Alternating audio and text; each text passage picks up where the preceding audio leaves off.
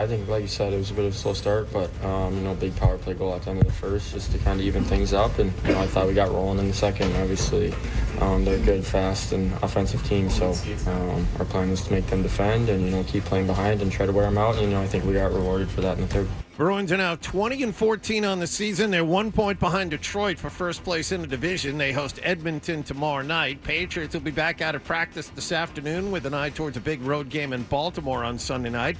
Miami head coach Mike McDaniel told the media yesterday that after a blowout loss in Pittsburgh to eliminate them from the playoffs, he is now considering benching starting quarterback Tua Tagovailoa. Celtics off until Friday night when they host Utah at TD Garden. Last night, the Knicks beat San Antonio out in Las Vegas 124-113 in the championship game of the NBA Cup. Before that game, Commissioner Adam Silver said the league will decide on expansion next year with Las Vegas and Seattle among the possibilities. And in baseball news, Red Sox free agent third baseman Alex Bregman's still out there. According to numerous reports last night, Arizona has joined the Sox and many others in the bidding for him. Sports Hub headlines are powered by Joyce Cooling and Heating in Nashua. Give your home the gift of a new Lennox heating system and save up to $4,400 in rebates and tax credits. Schedule right now online at joycecool.com. Happy holidays from Joyce. I'm John Wallach on Boston's Home for Sports 98.5 The Sports Hub. Your next update at 6:30. Takes the snap, rolling to his right. He's being chased by Judon. Drake May on the run for the 5. Gets away. Drake May knows it. Boston, I think it's the best sports city in the world. 98.5 The Sports Hub. Ladies and gentlemen, I need all of you to stop what you're doing and listen. Toucher You might hate me, but you're listening. and Hardy Don't bother me. I'm at the Pickle Palace. on 98.5. I know what I'm capable of. He said something about peanut butter, right? Yeah. Boning, baby. Make America nut again. That's gross. That's disgusting. Let's talk about cheese. What are you going to have for lunch? I was at dinner with my wife and a friend. Kitty, kitty, pussy, kitty, kitty, kitty. Flap, flap, flap. Shut up, I'm trying to talk to Paul. Toucher and Hardy Good luck trying to put your finger in it when there's a million holes. on 98.5 The Sports Hub. Let's go.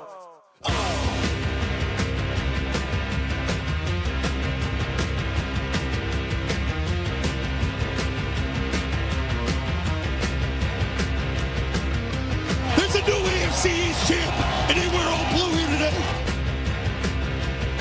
And the entire offense is celebrating in the end zone right now. Your window is closed. Hey, good morning, everybody. Good morning. We are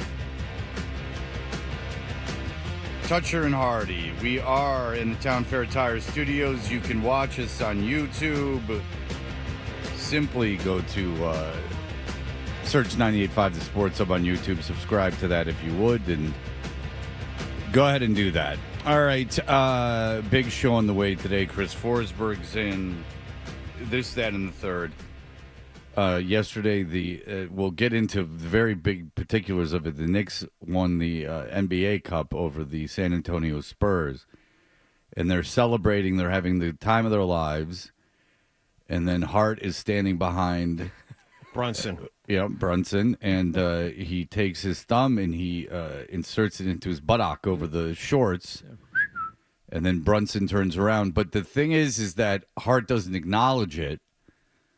And that is a very literally ass-grabby way of behaving with friends. It's not a way that I ever have liked in my life. I've never been a horseplay fella.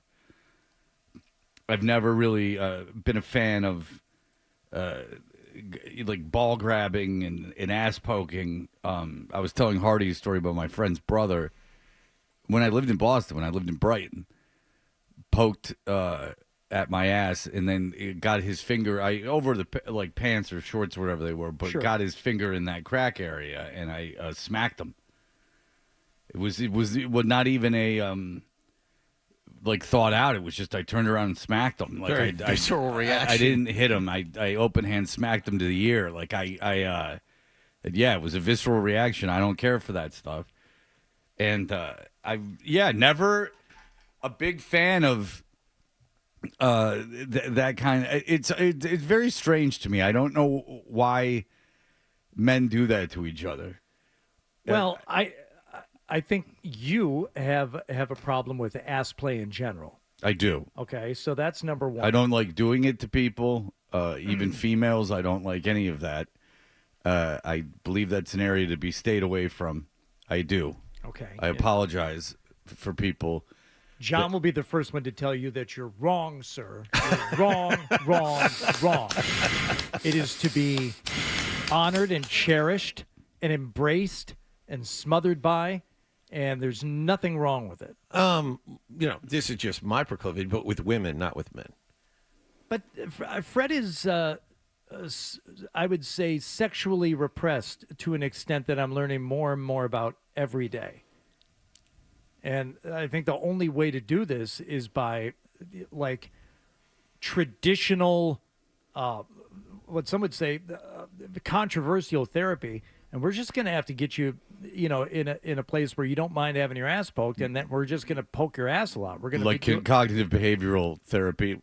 Do a lot of prodding around there, and just a lot of butt grabbing, a lot of butt poking, and it's going to seem invasive, and it might even seem inappropriate at times. But this is for your own good. Like, if a girl grabbed my ass, I wouldn't have a problem with that. But I have had girls, because you were around in the 90s too. Yes. Where in the 90s there was a year or two there where women were under the impression that every guy wanted them to play around back there. Yeah, there must have been an article in Cosmo. There was something, because I think that if anyone was sexually active in the 90s, they will recall that there was a moment in time there where women were convinced. Every one of them.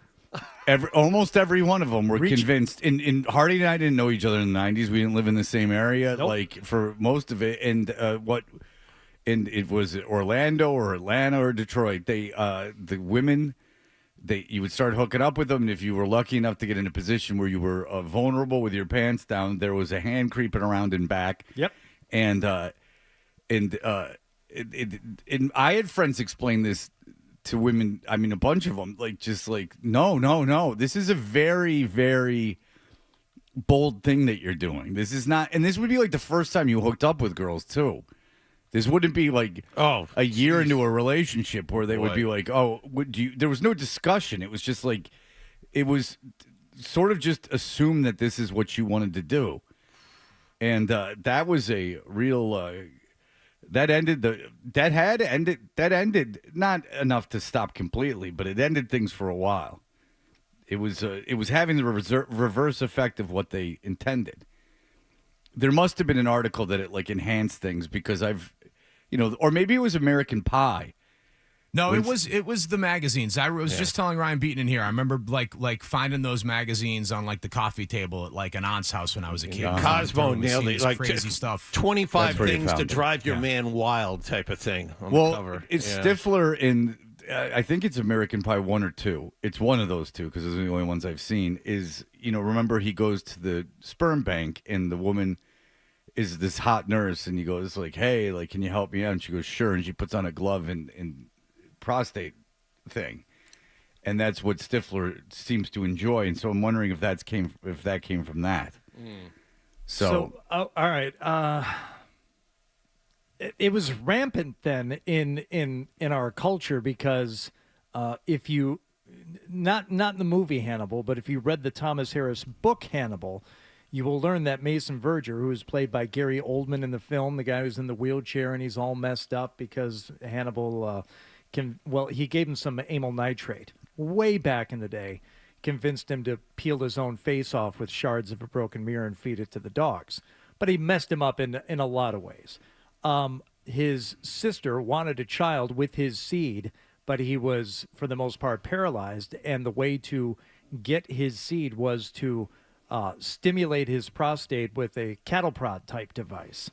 So this was, and I remember poring over these chapters and really getting into it. I was interested, and maybe with something in my mind told me that one day I would have to speak to a close friend and colleague about these things and explain to him why it's okay and why it's natural. I can understand why that book was a hit.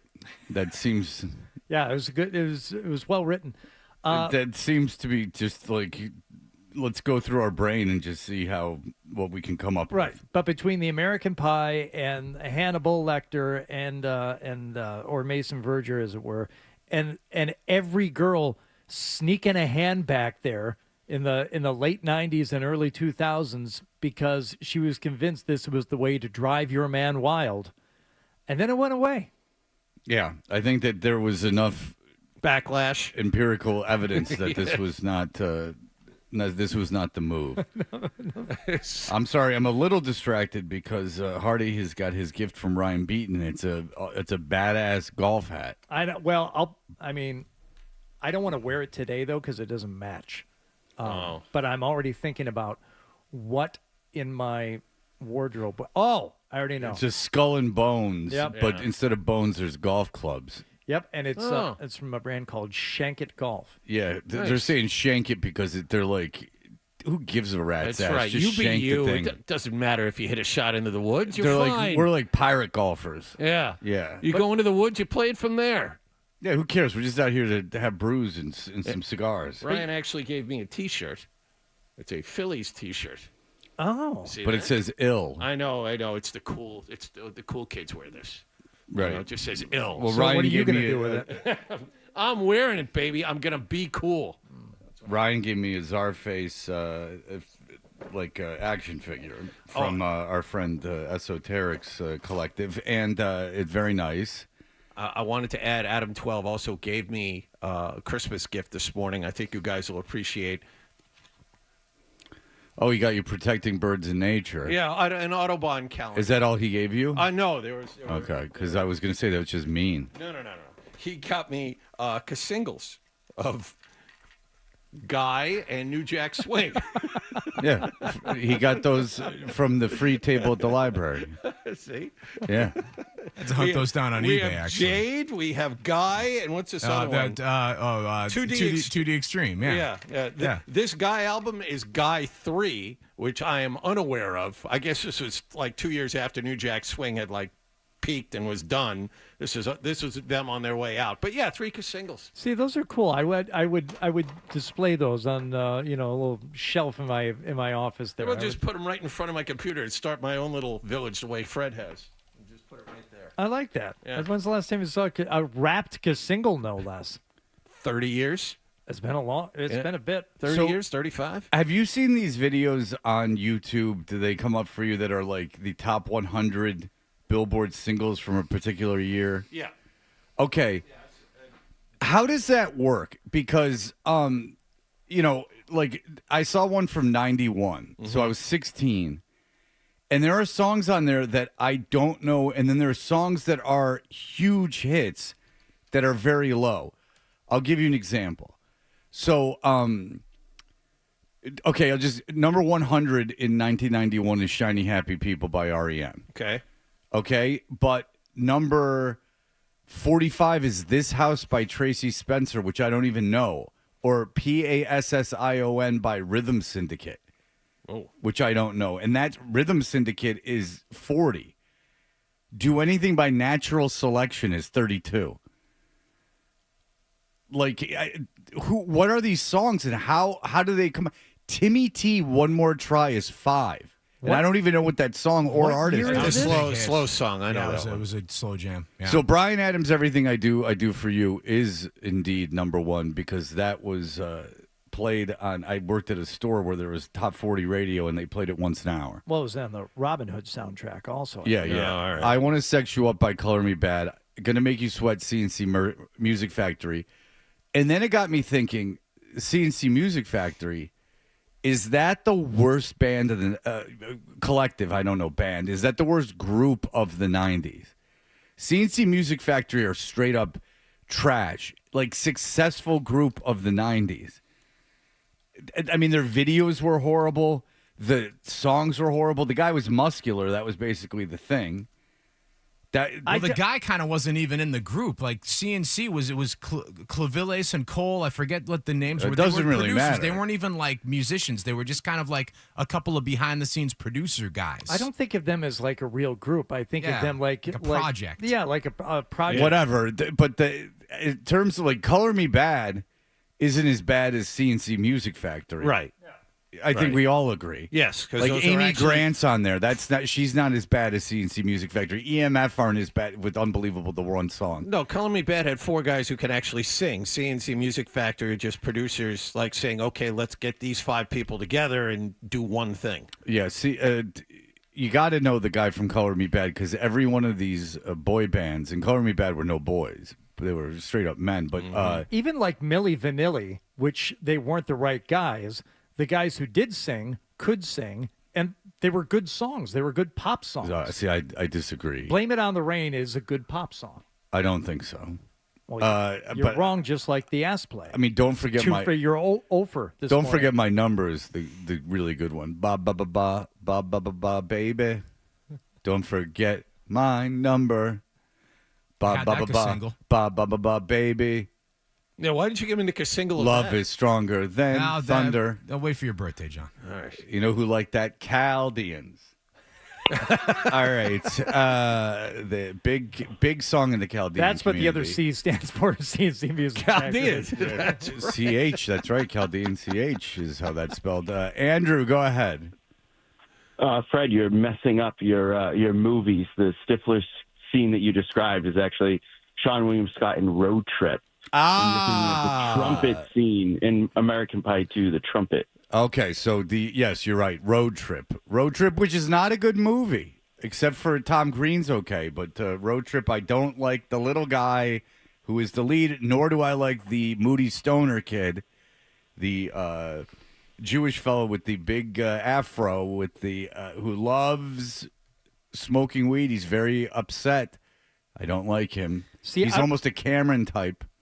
I had no idea because I've never seen Road Trip, and I didn't see any of the sequels to American Pie, and I think that's because American Pie came out in '99, and yeah, I saw it, and it was fine. There's some good parts to it, but I was like 2 or 3 years too old for that.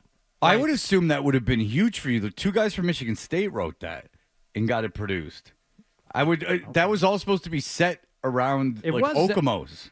Yeah, I mean the final scene, the climactic scene, he's at a lacrosse tournament at Michigan State, I believe, when he leaves the lacrosse tournament to go sing in the choir. Right. Yeah. So you would figure that much like The Freshman, the song by Verve Pipe, that was the Michigan State band. Well, now you're really speaking my language. Yeah, because if you don't know Verve Pipe, the terrible band Verve Pipe. They're not a terrible band. We're very bad. We're very good. We're a Michigan State band, and they are the one band from like a major label out of Michigan State. A lot of punk bands from that area, but that was the big one. Were you a big Verve Pipe guy? The very big Verve Pipe guy, and I was friends with the drummer Donnie Brown. And one night, somebody like in our circle was getting married, like absurdly young, in their like early mid-20s or something. Donnie was a couple years older than me, but there was a bachelor party, and I wasn't a big weed smoker, and we went to this house to like pre-party before we were going to the strip club and all this stuff, and we started smoking, and I got like kind of paranoid, and I didn't want to leave, and Donnie's like, man, I don't want to go to this strip club either. So Donnie and I stayed back at his apartment and in a very stoner-esque way started playing records. And he had a great stereo system. And I remember there were 2 songs I remember him playing that night, and we were talking about the production quality of them. One of them was a Madonna song, this ballad that I didn't listen to before, haven't listened to it since, but in my frame of mind that night, I was convinced it was brilliant. And the other song was the Lyle Lovett song, Pontiac, which I do hold up as one of the greatest songs of all time. But the 2 of us sat there like a couple of dorks listening to everything from Madonna to Lyle Lovett because we were too paranoid to go to the strip club. But that is the brilliance of Donnie from Verve Pipe, is that he could take all his expertise and he could expose people to it. Do you know something? A priceless night at Donnie's apartment. Yeah. Let me explain. You could have gone to some strip club and just seen a bunch of floozies. Instead, you got an experience of soaking in music through the eyes of a genius. Yeah. Let me explain it this way, Pooh Brain, because you don't understand things. No, I was only in Atlanta doing radio. Yeah, Right. so you don't know. There's no bands around there. Not like the East Lansing scene. Not in 1995 when this. No, in 95 I was in college. Story took place. When they reworked the Freshmen for like the third time for their major label release, Donnie said, "I'm not going to do this standard snare on 2 and 4. I'm going to do like a snare drum rudiment rhythm throughout this thing." And that's what put it over the top. You know what? It helps, and it made it stand out, and it's a wonderful ballad, and the rest of the album is underrated. And let's not forget about their other hit song, Photograph. Right. And I don't want you. Nope. I don't need you. Nope. It was a cover, an immediate cover of Def Leppard's Photograph. Verve Pipe Villains. Rock of Ages, their third single. Is the LP, and we're all going to listen to it together as a show during the meeting after the show today. Go get a Wi-Fi and set it up and get some wax. Do you mean hi-fi? Wi-Fi. Poo brain? That's right. All right. And then go get some UB40 while you're at it. I like redheaded reggae singers. That's just the way I go. It's got to be the cover of the Elvis song. It's the best one. I hate them, too, and they're on that list. You like Fine Young Cannibals? I heard one of their songs the other day. Oh, that album's great. They're on the cover. No. Sorry. No, I do not like the Fine Young Cannibals. In Don't fact, worry. 91 was a really bad time for popular music because you got the Warrants and the Wingers on there, and then you got a Rod Stewart. And then you got which Rod Stewart song in '91? He's got two. The Motown song. This old heart of mine. That one? No, give me some of those old Motown records. Jesus. And I defy you to watch the video for that. The black guys, it's cartoon.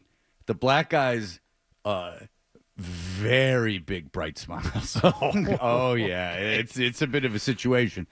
I get the feeling you're watching something you shouldn't. Right. So you have Warrant, Winger, and like Queensryche, right? But then you have UB40 and like Bryan Adams and CNC Music Factory. So it's like everything sucks. What's the other Rod Stewart song? Was it the Downtown Train? Rhythm of My Heart, which I don't know that song.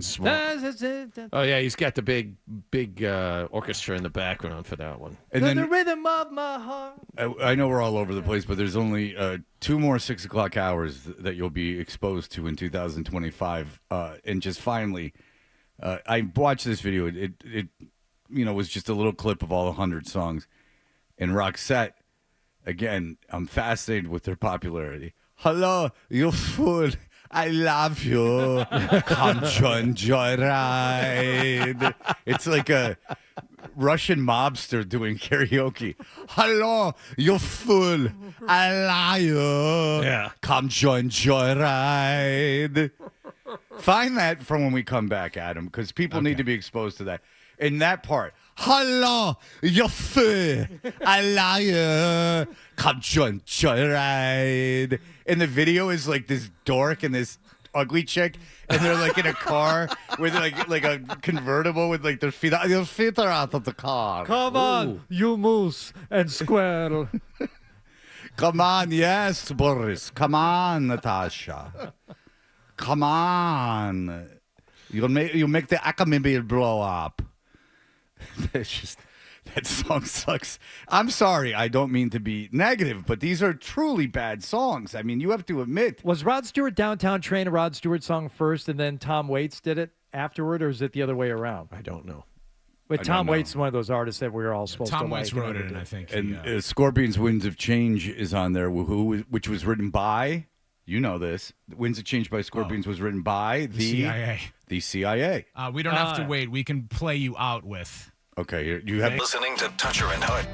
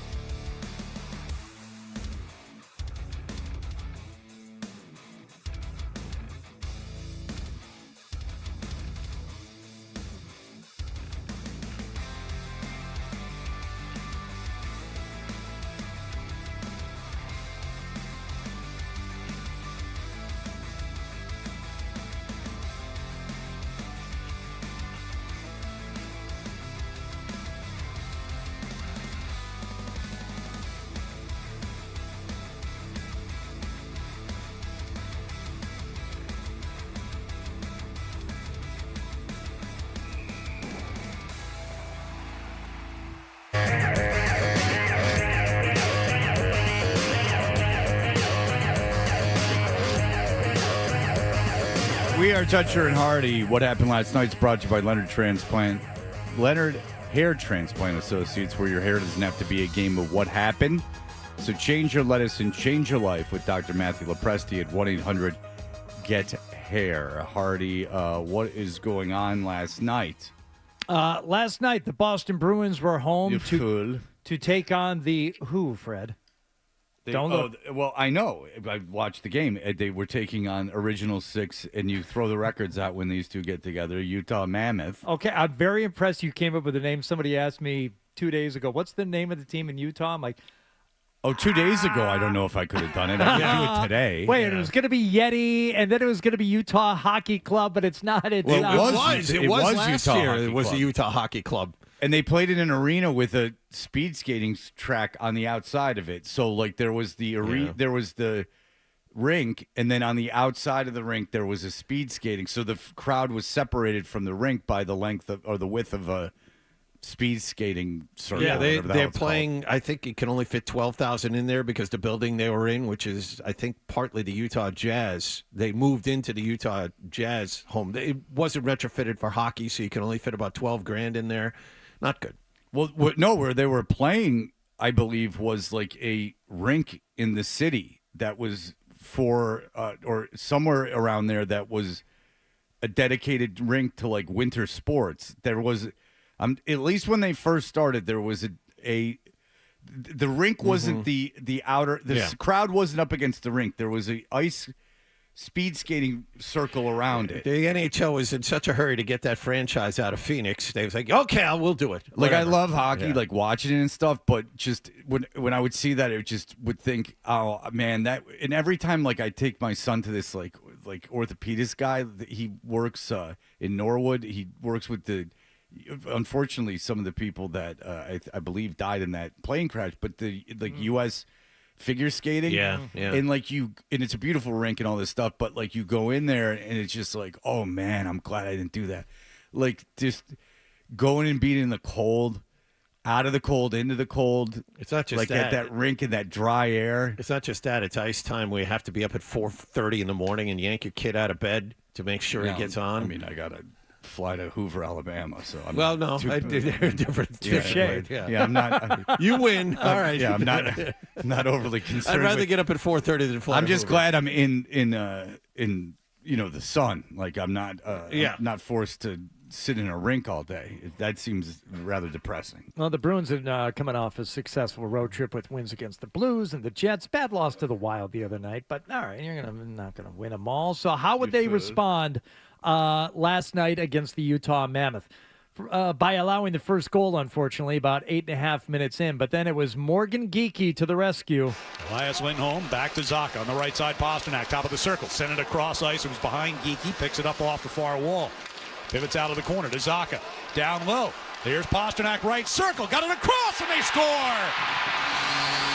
Geekie from the left circle fires it home, a power play goal, and we're tied at 1. How you like that puck moving all over the place? Everybody gets a touch on that puck before Geekie buries the equalizer in the first period. At the David Pasternak spot. Usually Pasternak's over there on the left-hand side. It's amazing if you can get yourself in front of the net. Well, that's the next goal. That's the next goal. My bad. We'll play it off the near boards. Pasternak coming out toward the blue line, turns and fires, and they score! Off the rebound! It's Geekie with his second of the night, and the Bruins make it 2-1. Yeah, what Geekie's doing is, if you haven't watched, now's the time to watch him. He deserves to be on Team Canada. He's second in the NHL in goals now with 24, and this kind of showcases how good he is. A bullet from the circle, and then he goes to the net, Fred. You know, you throw the puck at the net, and you go there. He goes to the net, capitalizes on a rebound, and it's 2-1. But Bruins getting goals in other ways. I think this is the nasty angle on the Middlestat goal here that made it 3-1. Busnadinov will play it up the right side. Middlestat's got a stab. Middlestat moving in right circle. Send it across, and Zaka just missed. But Middlestat off the rebound scores.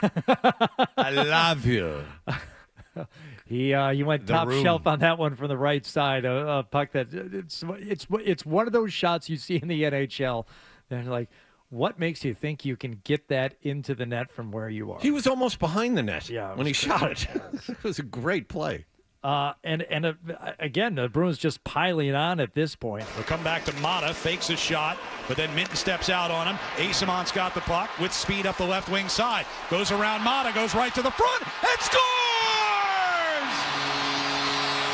Mikey Asamont with a backhander makes it 4-1. Comes in from the left side, just holds on to that puck, gets the backhand goal, and 4-1 your final as the Bruins beat the Mammoth last night at the Garden. A little bit of nastiness, too. Kind of like that. There was a little bit of pushing and shoving after the Middlestat goal, and then with, 3-4 seconds left in the game, everyone decided to square off. Well, you're going to see these guys again. I mean, right. I mean, Utah ain't going anywhere. You're going to send a message. And it'll be Minton to kick it out of the zone. Steves puts a shoulder into Schmaltz, and Asamont will get it deep. And we have a penalty coming up here, and we have big-time scrum breaking out right at the red line over by the benches. I think Schmaltz retaliated on that hit by Steves, and Dursey's in on Steves right now. Officials trying to keep a lid on this one. Steves and Dursey have the gloves off. They're mostly wrestling right now. O'Brien just got tackled by the linesman. Yeah, well, he's the one he's the wild card, right? He gets in there, then Bruins don't have any. I want to wish you a Merry Christmas. I want to wish you a Merry Christmas. So Schmaltz got shouldered by Steves in front of the bench, and what he did was he turned around and used his stick and a little two-hander to the back of Steves' legs. Steves didn't like that very much, and away we went. Yeah. So, like you said, Morgan Geekie is playing out of his mind right now, and he's saying all the right things. I don't, obviously, I take pride in that a lot. Not something that I put a lot of stress on. I think you saw it, the other night in St. Louis. Mincy had 2, and then I know Minnesota wasn't a great outcome, but we're getting goals from everybody. And I think up and down the lineup, we're kind of built like that, and we're able to rely on different guys. But, for me, just go out there, play hard on both ends of the rink, and, try to take advantage of special teams. The Bruins are taking advantage of bad hockey. Utah is a mediocre team, and the Bruins, slow start, but like we said before, once they get to their game and play well as they can, they bury teams like this. And you saw it again last night. And Fred, if you look at the standings, the other teams are catching up, and the Bruins are still only 1 point out of first place. Detroit has the same amount of games played as they do. Detroit's in first place. The Bruins are 1 point back. This is a team that's going to be here for a while. This is not a fluke at all. They're playing really well. Yeah, it's good news. It was unexpected, and it will be interesting to see what happens around the deadline, as we talked about with Ryan Johnston. You would hope they don't give up any draft capital. Just enjoy your good fortune. Don't overextend yourselves, and get going. It was funny. Or not funny so much. It's interesting. They did a tiers of where basketball teams are, NBA teams are in terms of the trade deadline, and it was very much a sit tight if you're the Celtics. In fact, maybe get rid of someone to get under the first apron and then be able to maneuver next season. So that was interesting to see. Simons is always the guy who's brought up because he's making $27 million this year. Trading Simons is what they suggested. All right, we will be back in just a moment. Here are the headlines. Sports Hub headlines presented by Celsius Energy.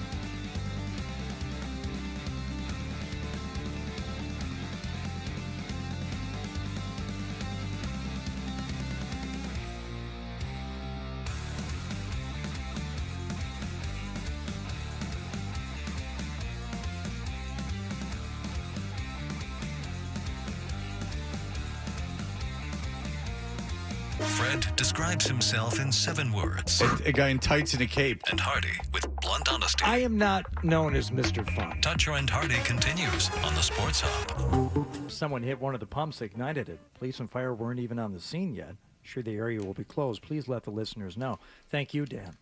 Well, if we're here for anything, it's to keep people informed of very specific traffic situations in the suburbs. Yes, absolutely. And we've learned that Jonathan is calling a game, but he did not watch this game last night.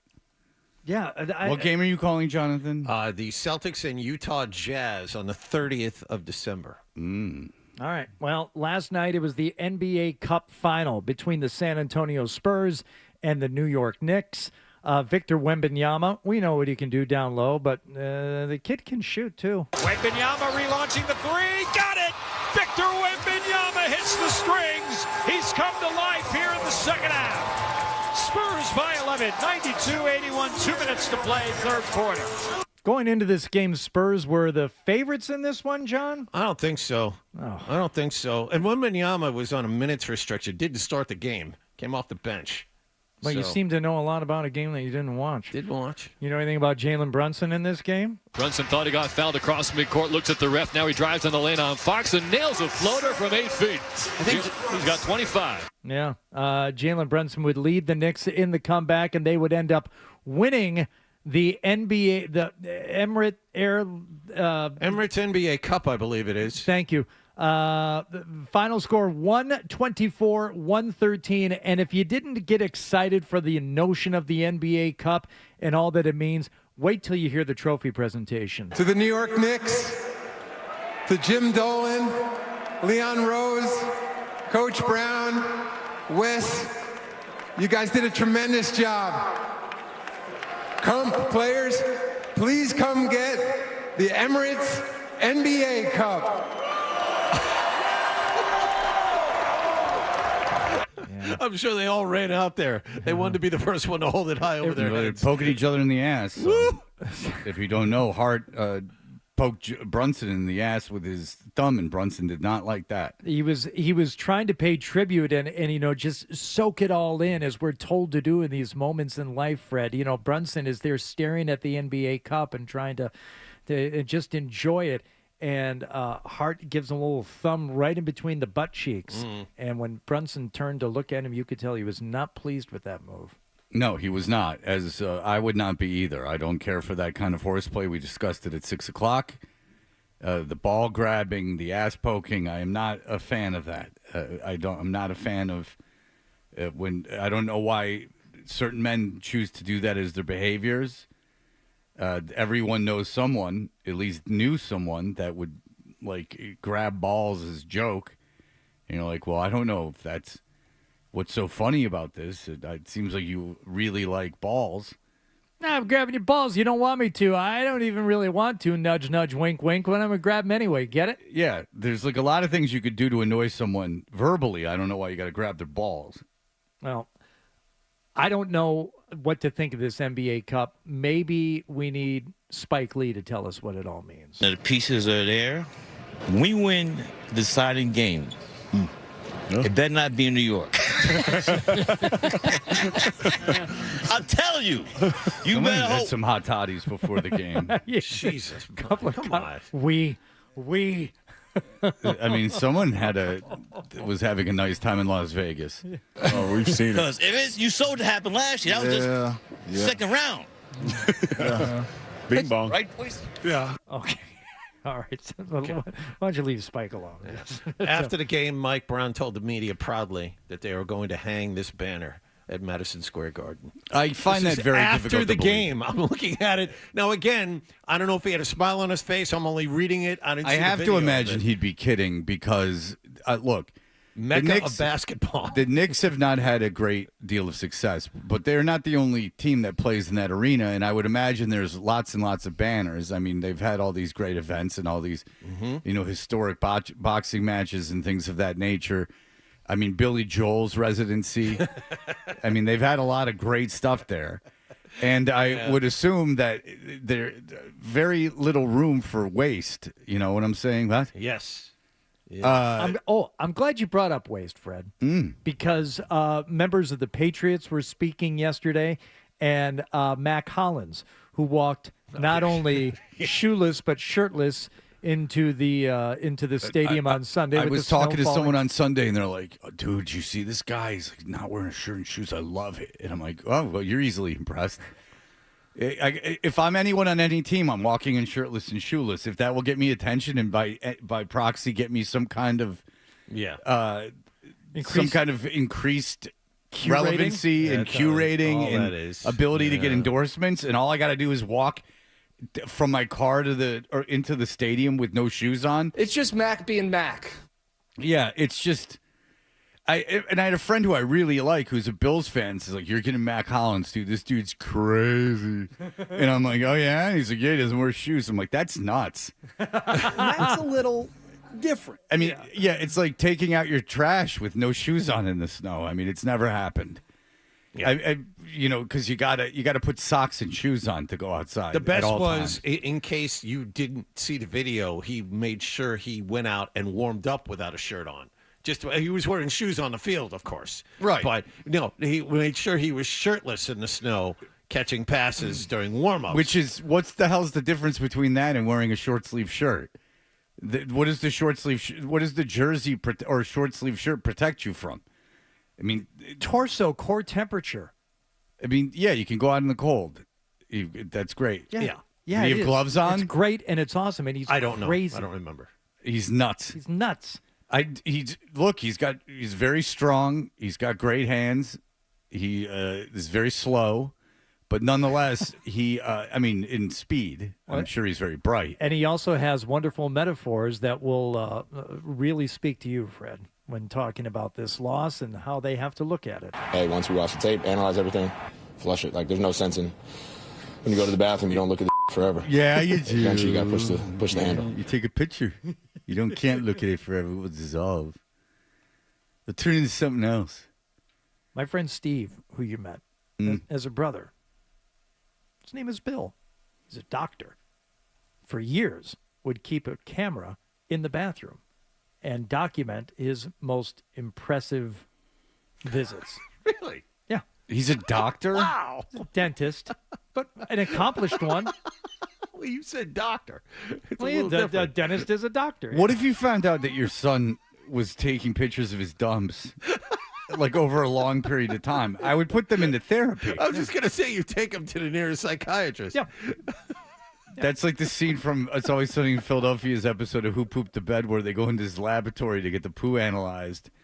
And there's this guy looking at it under a microscope talking about it, and then a security guard comes in and says, "You got to get out of here." And they're like, "What? He works here." He goes, "Oh, I don't work here. I just love poo." Yeah. So he still does that to this day? I don't know. The last time I spent any significant time with him was a long time ago. It was at Steve's wedding, but another one of the groomsmen was complaining of a hemorrhoid, and Bill insisted on examining the area, and he wanted to lance it. He brought his medical bag with him.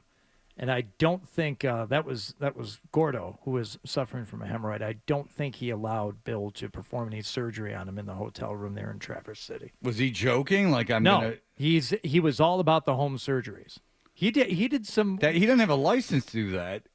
He's a dentist. I don't think he can do rectal surgery. That's pretty good. It's like 2-3 feet away from the mouth. That's fine. It's close enough. I would assume 2 feet away from the mouth. If you bend over. I'm going to say that if you're a midget, I'm going to say that that is a crime. He's not allowed to do that. If you allow him to do it. I don't know. If you allow someone to give you like plastic surgery without a license and something goes wrong, you're criminally liable for it. He's getting into gray areas. I'm not sure. Is he like a Flint dentist? Is this like a Flint guy or an Ypsilanti guy? I don't want to say where he is.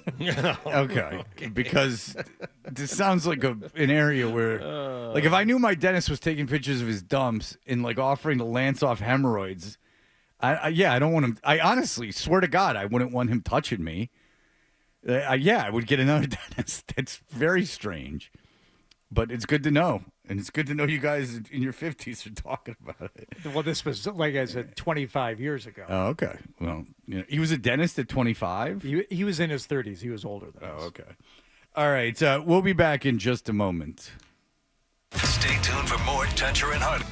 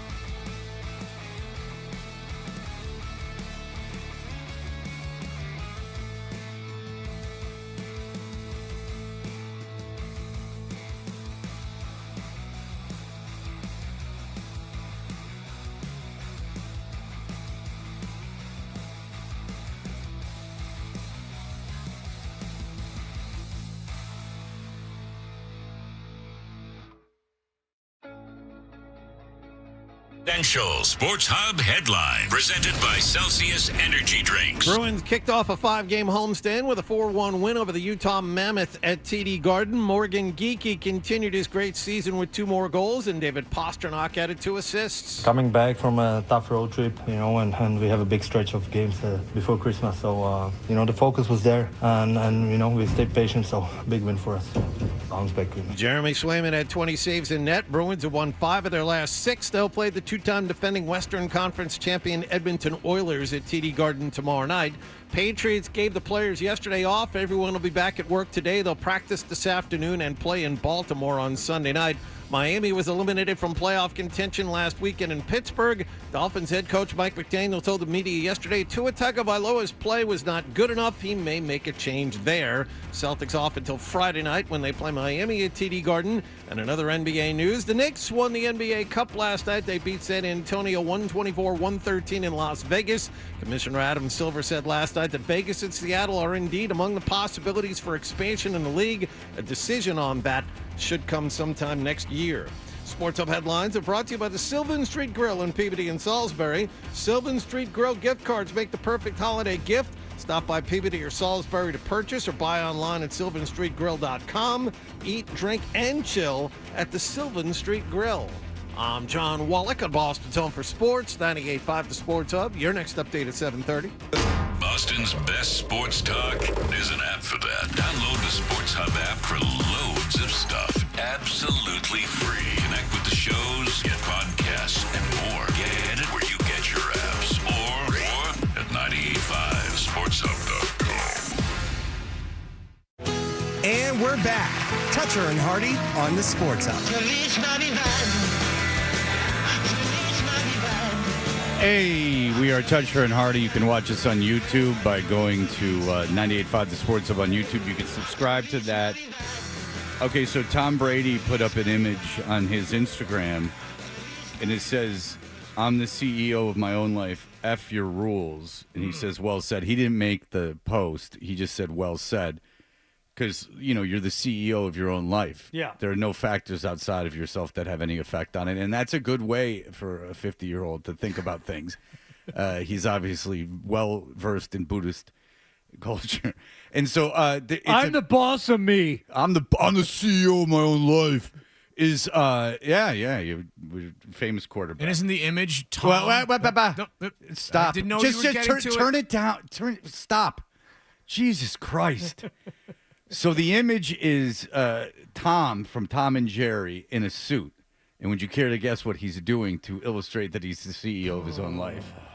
And it's nothing funny. Is he poking Jerry in the butt with his thumb? No, but seriously, what do you think he's doing? I'll give you 5 seconds. Just say it out. It's how these people express great wealth and power. It's something that can be done in a GIF. That doesn't involve anyone else. It's Tom. He's making it rain. Fair enough. He's smoking a cigar. Okay. He's smoking a cigar. Sure. Tom from Tom and Jerry, who did smoke cigars, I would imagine, on Tom and Jerry. I think there's probably an actual picture of Tom smoking a cigar. And it explodes in his face.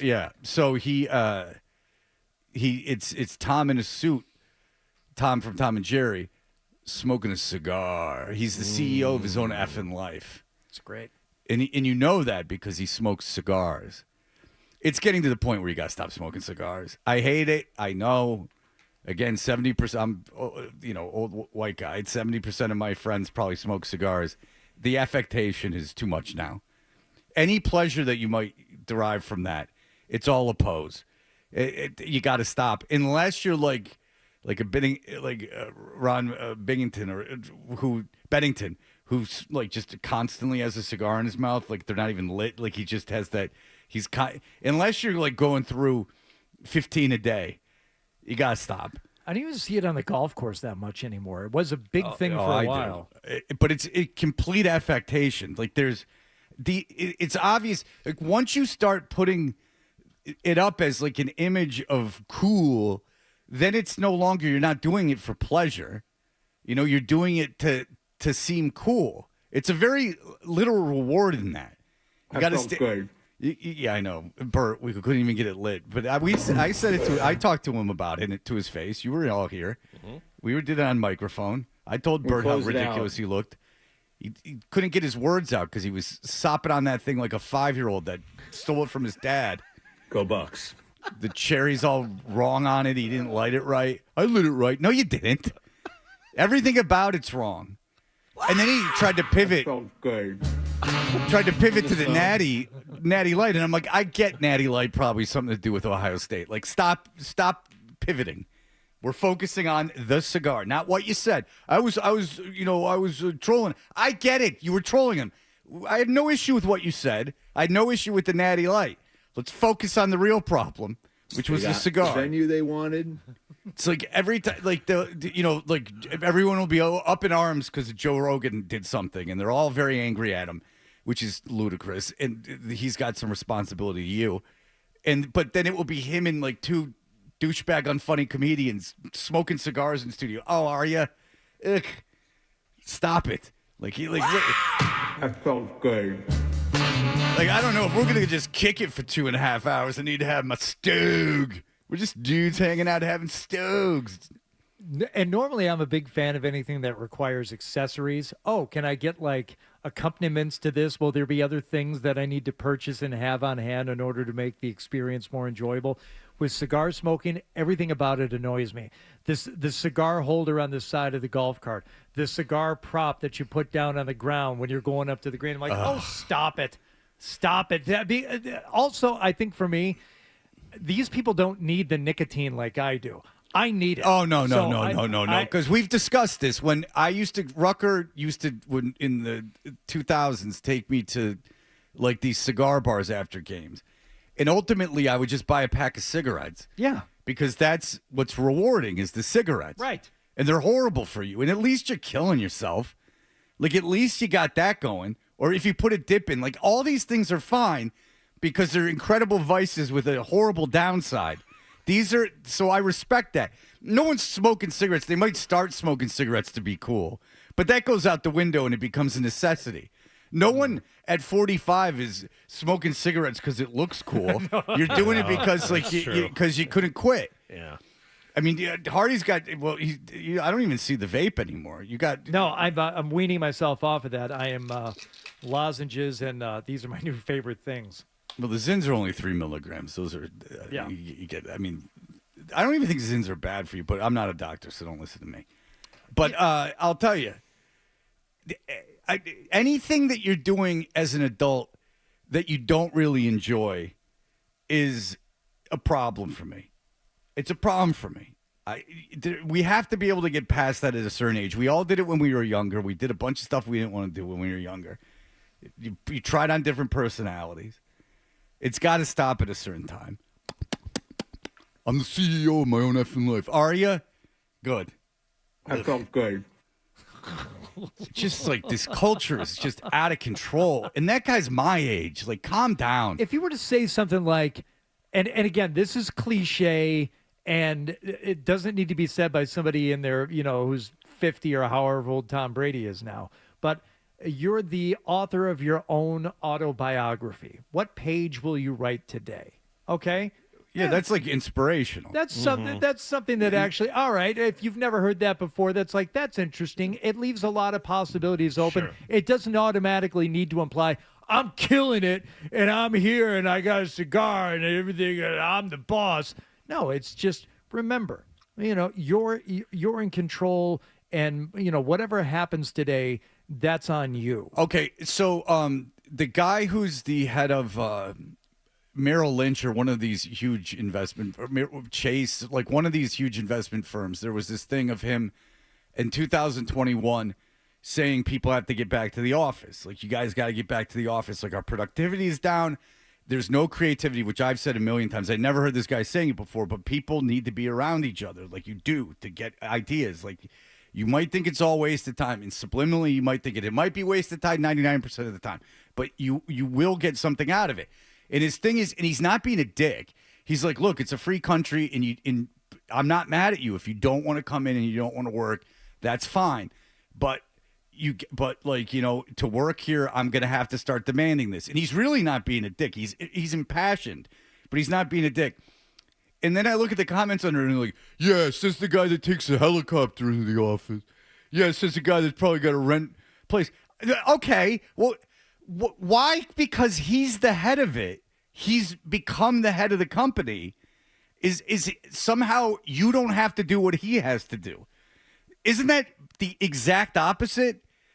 I was very surprised with that sentiment because you would think that, well, if the head of the company's doing it, then I should do that because I would one day want to be the head of the company, right? Yeah. I was actually shocked that the responses to this thing were, well, he's rich. Okay, yeah, he's rich. You want to work for him and get rich? I mean, you're in finance. I mean, get out of here. You're in finance. The only point of it is to get rich. There's no altruistic benefit to it. There's no passion for it. It's just collecting money. That's what it is. So fine, that's what you want to do. This is what this guy does. He does it better than anyone else. He's reached the pinnacle of it. He says, come in the office, come in the office. Yeah, he's rich. That's what you want to be. You're in finance. He gets a helicopter in. What else do you want? Is it because you're going to put out your new album of finance? Because you're going to start putting up your finance in art galleries? Because you're going to start teaching, the youth how to, at 5-year-olds in kindergarten about finance? No, you're doing it to get rich. And this guy's rich. This is the things you want. It was asinine. The head of some huge investment firm, and they're like, well, yeah, he's rich. Yeah, he's rich. So that's the whole point. You get into that business to get rich. A school teacher might go, oh, well, this is more effective way of teaching. I'm in this because I want to grow young minds. I'm in this to improve the world. That's not finance. Finance is to get rich. Don't want to go into work. Dude, he gets to go. He's rich. Oh, it drives me crazy. Oh, you're an old man. Oh, am I? Well, good. Follow my rules, believe me. I'll teach you. You get in there. I don't even know what you're yelling about now. It started with Tom Brady and the Tom and Jerry grind cigar culture, post. and then I went, and then so what I did is I switched it up. Yeah. Okay. All right. So what I did is this: I showed that I can play both sides. Oh, okay. All right. I don't need it to explain to me. I made fun of hustle culture with the cigars, but then I said there is a practical element to it. Okay. Which is if you would, instead of looking at a Tom and Jerry thing of some quarterback smoking a cigar, listen to the head of the investment bank saying, come into work. That's my thing. All right. Thank you. You're welcome.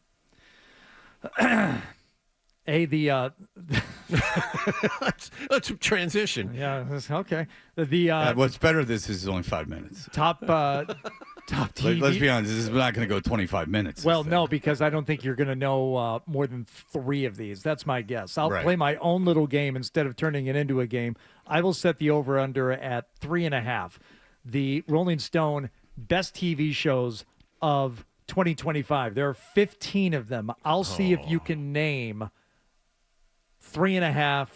That's the total. And by the way, this is not good. You over under. Not knowing these is not good for the world, and I'll tell you why. It's because there's no shared experiences anymore. No. Yeah. All right, that's fair. Very few. Yeah, that's because fair. all fair. this is that's so true. niche. There's nothing that everyone is consuming at the same time. There's so many streaming services. Not everyone has everything, and yet some people have seen some of these. Most people haven't. You got to go hunting for a lot of them. And it's funny because my kids are like, "You must have been so great, like when you were a kid." And it's like, well, no.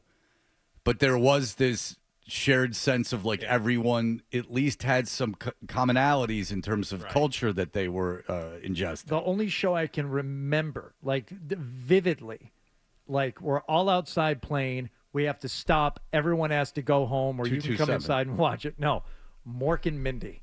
Oh, you're older than me. It was a revelation watching like a coked out comedian improv, like a lunatic, doing his thing. I knew as soon as I saw that egg on Happy Days, and for no reason, an alien was in the Cunningham's living room, that this was going to change the future. Well, of comedy. it was two things. A, that meant the show had jumped a shark, and B, you knew that wasn't the last time you were going to see that guy. No, if you don't know, Mork and Mindy was about an alien that lived in Colorado, but they started it with an episode of Happy Days where, in no context, an egg showed up in the living room and Richie confronted the alien. They were struggling for ideas at that point on Happy Well, Days. that show, I would imagine, went on at least 6 or 7 years after that episode. So, but no one watched it. Ron Howard was still on, and he wasn't on the last few seasons when it shifted to a very Scott Baio-oriented Chachi type situation. All right, so shows from this year only. They're in no particular order. If you can name 4, I'll be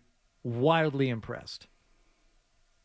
Oh, I have to name them? Yeah. Or are you just going to name them and then say that if we had to see them? All right, these are all ones I haven't seen. The Oil Man one. Incorrect. Landman, which is for Billy Bob Thornton and everyone else who's good, who's in it. Not a good show. Okay, the Ethan Hawke don't show let people lie. that I don't know the name of that everyone likes. There's one. What's it called? Oh, wait a second. That's not on there. That's Okay. Oh, yeah, it is. The No, it's on Lowdown. there, yeah. The Lowdown. Is the There's chair one. company that's garbage on there? The chair company, which is absolute crap, complete garbage, complete awfulness. How many episodes have you watched? All of them. And they're terrible. And they're incredibly hard to focus on. And the ending is abysmal. It's one of the most disappointing pieces of culture I've from someone I really like. I think people just give Tim Robinson a pass now. I even asked my friend who was the one who knew about I Think You Should Leave before it came out, and he's like, I hated it. Hold on. Better or worse than the movie Friendship? Maybe worse because of the ending. Well, it's a cliffhanger. There's another season coming up. Right. Good. So now you got to wait for the stupid ending to be. I'm not going to watch the second season. I don't care. It was awful. The chair company was terrible. It's not terrible. Well, it's funny because nothing. You didn't laugh once. No, I thought the first episode was funny. And then I thought everything after it got exceedingly horrible and more stupid, and I didn't care about the story, and I didn't think it was funny. Mike's prank tapes that he listened to in the car and at home? You guys already told me about that. Oh, well, that's our fault then. All right. You got 2 so far. I got one suggestion, and everyone insists. Oh, Abbott Elementary is going to be one. Because No, it's it on is everything. not. It is not. People insist on this show. I didn't make it through the first episode. The Studio. Studio not on there. I don't even know if they made that this year. Oh, yeah, no, it's on there. You got one, John. Sorry. Oh, there you go. It's under T for the capitalization. Oh, I see. Seth Rogen, right? Whatever therapy or I don't know any of these shows. I don't Okay. watch any of them. Adolescence on Netflix. Andor on Disney. Of course. Death by Lightning on Netflix. Yeah. Department Q on Netflix. It's about a line. Dying for Sex, FX on Hulu. Ooh, that sounds juicy. Long Story Short, Netflix. Pluribus. That's Vince Gilligan. It's supposed to be good. Okay. Well, I mean, they never get off the island. A show that I tried watching and I fell asleep in every single episode that I watched. I made it 3 and I said that this is obviously You too got boring for narcolepsy. me. Severance on Apple TV. I don't even have Apple TV. Okay. I have Apple TV. I haven't seen it, so there you go. It feels like just giving someone money for no reason. So I watched The Chair Company. The only other show on the list that I have watched is Task, which was good. The Last of Us, which I've heard of. I've heard of that. The Lowdown you mentioned. The Pit, which I'm told is very good. It's ER it's the guy from ER doing ER in Pittsburgh. Noah Wiley, right? A lot bloodier. And The Rehearsal on HBO. Yeah. No idea. I'm annoyed with the chair company because see that. I knew of Tim Robinson before any of you. And now I think that you're giving him too much grace. And I think that almost. So you knew about him before Saturday Night Live? You knew about him on Saturday Night Live? Yes. You remember Tim Robinson on Saturday Night Live? I remember the NBA. Yeah. But you didn't go, that guy's a talent. Well, what do you knew about him? Do you know I him? knew about I Think You Should Leave was coming out before it came out. And it was being told about how wonderful it was. Well, and it here, was. have one of your premium butter cookies. You win. My point is this, is that now you're giving him too much grace. And I think that's why it's on the best shows. It's not a good show. You could do with a little more grace in your life. Well, that's where you're wrong, my friend. But I suppose one day you'll walk into a church and ask them. You're like, I thought you were going to say because you're like Pacino in Heat. I need my edge. Keeps me icy. Keeps me sharp. I need to be. I really don't believe you or Adam like the chair company. I enjoyed it. No, you didn't. I did. I will know tell you if I it's didn't. like the cigar of television. You didn't enjoy it. No, the cigar bits from I Think You Should Leave. All right, Adam. Maybe you don't turn the mic on again today. He keeps whiffing. Yeah. These are 3 whiffs in a row. All right. Very good. Now I'm annoyed that you guys all like the chair company. Have you seen it, John? You haven't even bothered to watch. I think you should leave. I have not seen the. I have not. You would seen hate the it. Chair I think there's an element of you automatically not liking something that you used to be alone in liking, or you think you're alone. No, in I wasn't liking that. alone in watching I Think You Should Leave. I was happy it became successful. The chair company, if the chair company was good, I'd be happy. I enjoyed it. I would have. The Righteous Gemstones was great. The chair company was bad. I'm not the only one who thinks it. It's not like it's not like I'm like I hate Seinfeld. It's not something that's universally loved. You can't even explain the whole ending, Jonathan, is explained away by he's losing his mind with conspiracy theories. And that's supposed to be pointing a finger at society. And it's done in a lot of the way that Lost is done.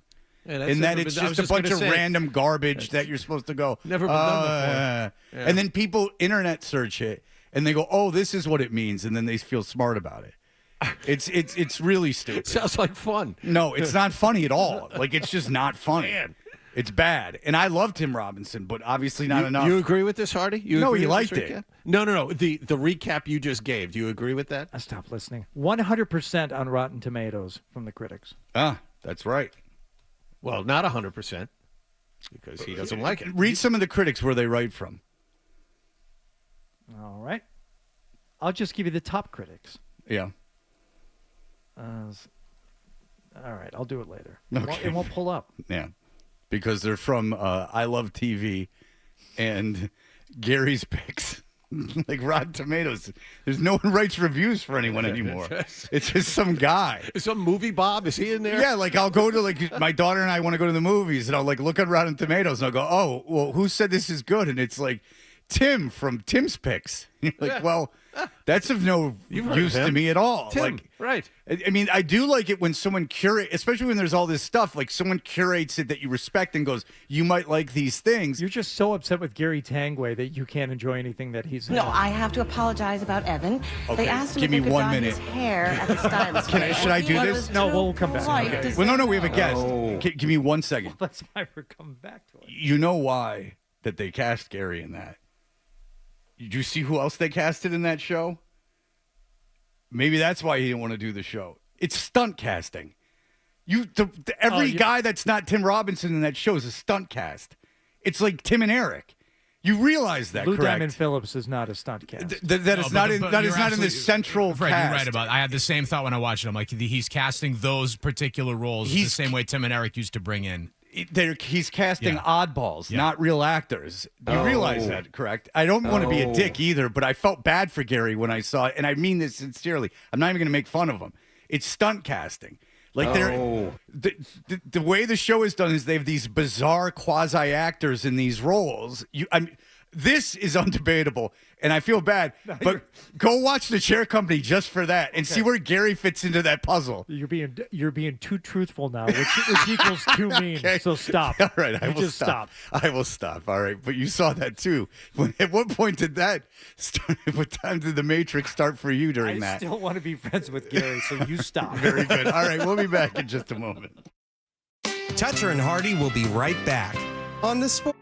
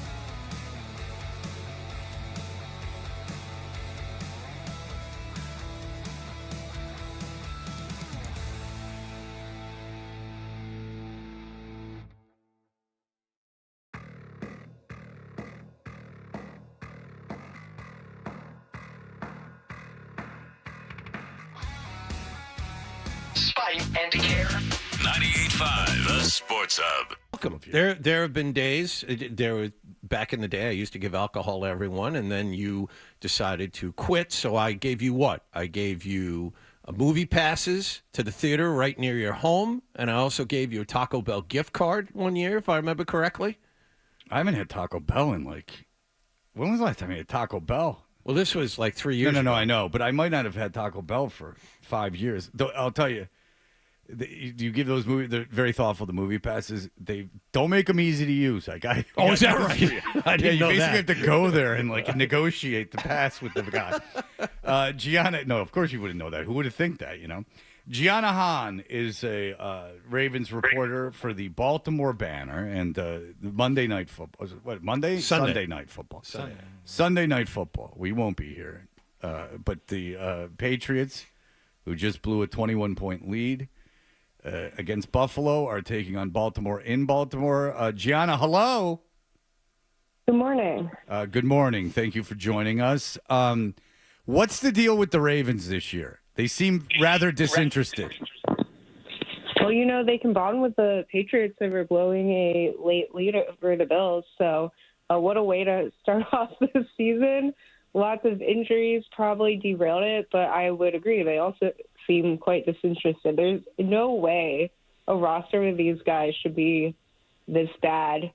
And I'm honestly so surprised they even have a chance of making playoffs at this rate. Yeah, it's just like maybe no one from that division or the NFC South should get into the playoffs. Has anyone posed it to them that way? Because Fred was the first one to point it out, and then you kind of watch the way they play, and you watch how they're speaking in pre and post game and stuff, and it does seem like disinterest is the best way to describe it sometimes. Is there a way to dance around that issue and ask anyone from the team about their level of engagement? Has anyone tried to do that? Well, I definitely got a little bit of flack from some of the leaders because I called out the leadership after the Kansas City game. Just none of them would be accountable. Not none of them, to be fair. A good handful of the people, so-called vocal leaders, weren't speaking and leaving the rookies to speak in the locker room, which the rookies shouldn't have to answer for what's going on. They're doing their best in much a sooner role than many of them expected. And to be fair, a lot of those guys have talked since, but I think that was part of it to me was if you're not setting the example, then how are the young guys supposed to follow it? But really, they talk about how they play hard every game. We asked Harbaugh about the losing record at home, which I think they've only had 2 seasons where they've had a losing record at home. And he got very upset with the question and said it's all past history and all the guys have played their butts off every single game, including the Texans and the Rams. So, no one will admit to it, but then you watch them play and it's you can't get going with Lamar Jackson and Derrick Henry against the New York Jets. I saw that game. All right, so you and I are the only 2 people that saw the Ravens Jets game because I'm a Jets fan. I'm looking at the stats now because look, the Ravens won 23-10. It should have been closer than that. That was the game I told you was 13.5 to take the points. Lamar Jackson 153 yards passing. Derrick Henry 64 yards on 21 carries. It just was awful, and the Jets suck. So it's just it was just awful. And it really did seem – it seems like Hamilton and Zay Flowers are the 2 guys on that team that care week after week. Where are the Ravens injury-wise right now? They're a lot better than they were at the beginning of the season that led to that, 1-5 start, not 5-1. And so maybe that accounts a bit for the wins that they've had, but – that's just looking at short-term injuries, though. They got Tavius Robinson back, which made a difference. Safety guard Darius Washington. Rashad Bateman has a high ankle sprain. He should be back soon. But they are missing Nnamdi Madubuike, who was out with a neck injury. And that impact, we will never know how bad it was. But it does seem like the pass rush just disappeared as soon as he left. He definitely pulled a lot of double teams. So I guess they're just adjusting without him. But that was a huge one. And, Justice Hill is out with a neck injury as well. Don't know when he'll be back. That makes a difference. So there are some long-term injuries that have had an effect. But overall, they're a lot healthier than a lot of these teams. So another thing that they can't really use as an excuse, I guess people say Lamar's been like hurt, but then his last missed practice day was NIR, so not injury related. So don't really know on that one, which is probably the most important. Okay, injury so let's get into this. So Lamar Jackson obviously has been hurt; he can't run, but he looked a little bit better on Sunday. But then again, they were playing Cincinnati, so who knows? But all right, so he missed practice this week with a non-injury related absence. Is that odd for? Does he usually get time off during the week? Is this a new thing? What's going on with that? Absolutely anything. He has never, that I've been here, gotten days off during game weeks. I mean, he's famously not usually in attendance for OTAs, but during the week, I don't know how many QB1s have really earned an off day during the week just because they're the most important guy on the team and everyone else needs them to get better. Right. But, it was injury related at first. We were kind of joking what was going to be the next injury designation because it seemed like he was working his way through every lower body one. But then, reports said the whole time he was icing his hamstring through every game. So don't really know what's going on there. But then, so he's missing all these weeks. And 2 weeks ago now, he was out with an ankle or a foot injury because he said he got stepped on. But then he said in his press conference, he's like, well, I wasn't supposed to practice Wednesday anyway, but I did, and then I got my foot stepped on. So then I took off Thursday. So that was our first hint that, maybe these aren't just injury-related. And then last week, he didn't have injury designation. So all of a sudden, he gets off days, but he's not playing up to, off-day caliber, if you know what I mean. Right. Okay. So where is he, would you say, if you had to take an educated guess for Sunday night? Do you think he'll be... Go ahead. I think he'll play. No, he's going to play, but, do you think he'll be able to run? I mean, these are real questions. Do you think he'll be able to step into throws? How effective do you think he'll be? Noting that this is an inside joke, but Spillane may not play. Right. I forget it. Don't worry about that part. Yeah. But that's a thing going on here. But I think he'll be fine. Okay. He has been fine. I know you guys mentioned last game he looked a little more like himself. I think you see him come back a little stronger in the past 3 weeks. He was running against the Bengals the first time they played, even though they played terribly. And he had some really ugly throws, but he also had some beautiful ones. And then against the Steelers, he definitely looked better. And then we really saw more of a return to form. Still not great, but I don't know. It's just weird because I'm used to expecting him to save the entire team and carry it on his back and, throw past himself and stuff, crazy things like that. And we just haven't had one of those moments that you're like, oh my God, Lamar Jackson. I'm wondering what the feeling is in Baltimore about Jackson and Henry as far as all the hits they've taken over their career. I mean, you see it, the accumulation starts to wear people down. And I know Lamar's still in his late 20s, but it just seems to me like, he doesn't have the elusiveness. The injuries are piling up. Do you think this is just a bad injury season, or is it a running quarterback that's taken a lot of hits? I think that certainly the feeling in Baltimore amongst fans is that this, all of the team's woes go back to the offensive line. They were placing them on defense coordinator Zach Orr, but now the defense has turned it around. They've really pinned their sights on the O-line, particularly the guards, who, to be fair, have had some very, very ugly mistakes. But it is crazy because only one starter has turned over from last year, and they weren't this bad last year. But then, Harbaugh defends them, and he says that the way Lamar plays opens himself up to that a lot because the magic that he works is in those times you think he's going to be sacked, and then he somehow, he's elusive and avoids it. You just aren't seeing him avoiding it this year. You see him about to make this great play, and then it'll be like a shoestring tackle. So he's definitely, you're right, he's being sacked at a high level. For Derrick Henry, I don't think people think that way. I think they want him to get the ball more and take more hits. I think the whole conversation is, why aren't you using him more? I think you're right that the hits accumulate, but at the same time, Derrick Henry seems to be an exception. But it this seems year like- seems a little different. Yeah, that's the thing. Most Yeah. running backs, the expiration date is 28 or 29. Henry's Yeah. 31 or 32, and he's run the ball more than just about anybody else. Yeah, and that's for sure. But also, it seems like he's not getting that lead up. Like, he usually needs like a few steps to get going, and the line was fine for him before, and now, as soon as he touches the ball, they're jumping on him. So, I don't know. Like, when he hits open field, he's still got that pop, but maybe he is wearing down. But I will say that, like, from a fan perspective, none of them are thinking about that. All they want is for him to get the ball more. Okay. Yeah. All right. Finally, is Kyle Van Noy getting enough credit for his selfless play on the interception and the handoff? Because I've only seen 4 long-form essays about it so far, and a couple of pieces on 60 Minutes. Do you think there needs to be more said about it?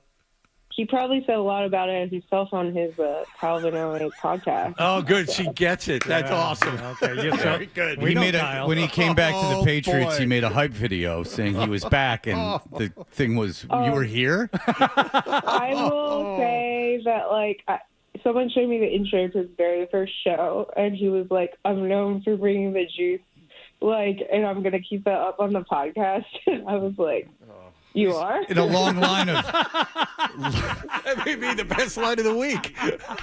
He's from a long line of BYU agitators, I got to tell you. If you want to know someone who's rebelling against the system, it's a kid from BYU. Great. All right. Gianna Hahn, good stuff. Baltimore Banner, enjoy yourself Sunday night. And You guys as well. All right. Thank you so much. Appreciate it. Everyone, thanks Kyle Van Noy. I'm back. Yeah, you go like, why don't you like Kyle Van Noy? I don't care about Kyle Van Noy. It's whatever. He seems like a good enough guy. He is, yeah. But there is this, he has this perception of himself as being a megastar, which is a little odd. Well, yeah, he made that hype video. Hey, New England, Pats Nation, I'm back. And it's like, You leave out the growl at the end of it. Like, And see? it's like, and look what they did with you. Nothing.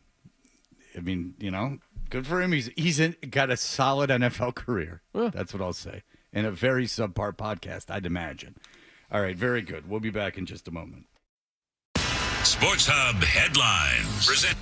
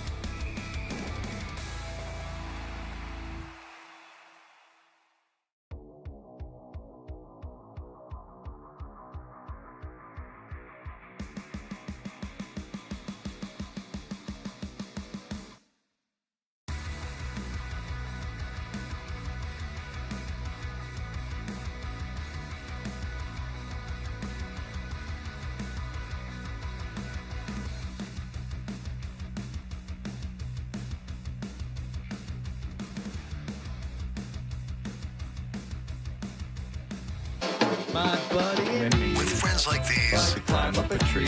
you know. We're the best friends you can be, my buddy and me. Now, more of your best morning buddies, Toucher and Hardy, on the Sports Hub. We are Toucher and Hardy. Listen at the end of this segment for a chance to win a $100 gift card to Patriot Place. So my son goes to school far away, but he's a day student, which I think he's going to continue being next year. And so, he plays baseball, and that's the only sport he plays now because that's the way it goes. And, that requires a lot of traveling in car time. So my daughter was never a big athlete, but then she was encouraged by the coach at her school, which is a Newton South. It's like a, public school, to play JV basketball. I'm very appreciative. I will give him my thanks if I see him today. He put her out of her comfort zone, and she's thriving, and I appreciate that. And I want to support her because this is her first game as a high school athlete. I don't know if she'll play or not, but it doesn't really matter. I want to be there to support her.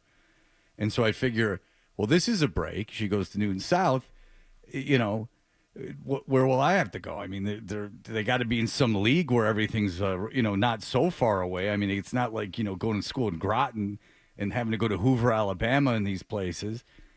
But, of course, her game is at 5 o'clock today in Peabody. And I live in Newton, her school is in Newton. And they were playing a Catholic school league team in Peabody at 5 o'clock, which is 35 miles from my home. And they're saying that will take 90 minutes. Yeah, I was going to say you got to leave by 3:30, the latest. Yeah, 3:30. That's when I got to go to get to Peabody, where I'll sit in traffic. And guess who else is going to the game? Nobody. Just me. Well, wait a second. I thought you had a plan where at least a couple of you were going to go. No, just me. And so now I really got to go because I'm the only one who's going. So now I really got to go. Now I can drive her home because otherwise she would have to stay for the varsity game. But now that I have signed her up, and if there's any pushback on leaving before the varsity game is over, I will counter that pushback with, no, we are leaving. Really, please just let us leave. I guess there's really not much I can do if they say she can't leave. I guess I got to let her stay. But I filled out a form and everything, so I'm hoping that can be done post-haste. But at least Peabody, I will say this about it. It's not like Beverly, where you think you get there, or Salem or Marblehead, where it's like you can't quite get there.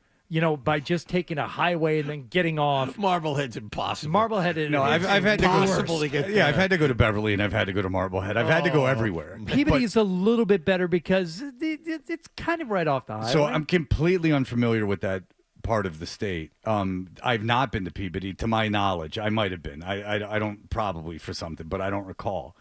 But I read the Gary Goldman book recently. His book Misfit, and I believe he grew up in Peabody. Yes. So I have that knowledge, that knowledge of school in the 80s at Peabody High School or whatever school he went to. So you're not completely unfamiliar with the territory. It's just so funny that my daughter, she goes to public school in my, a mile from my house. Like, this is going to be easy.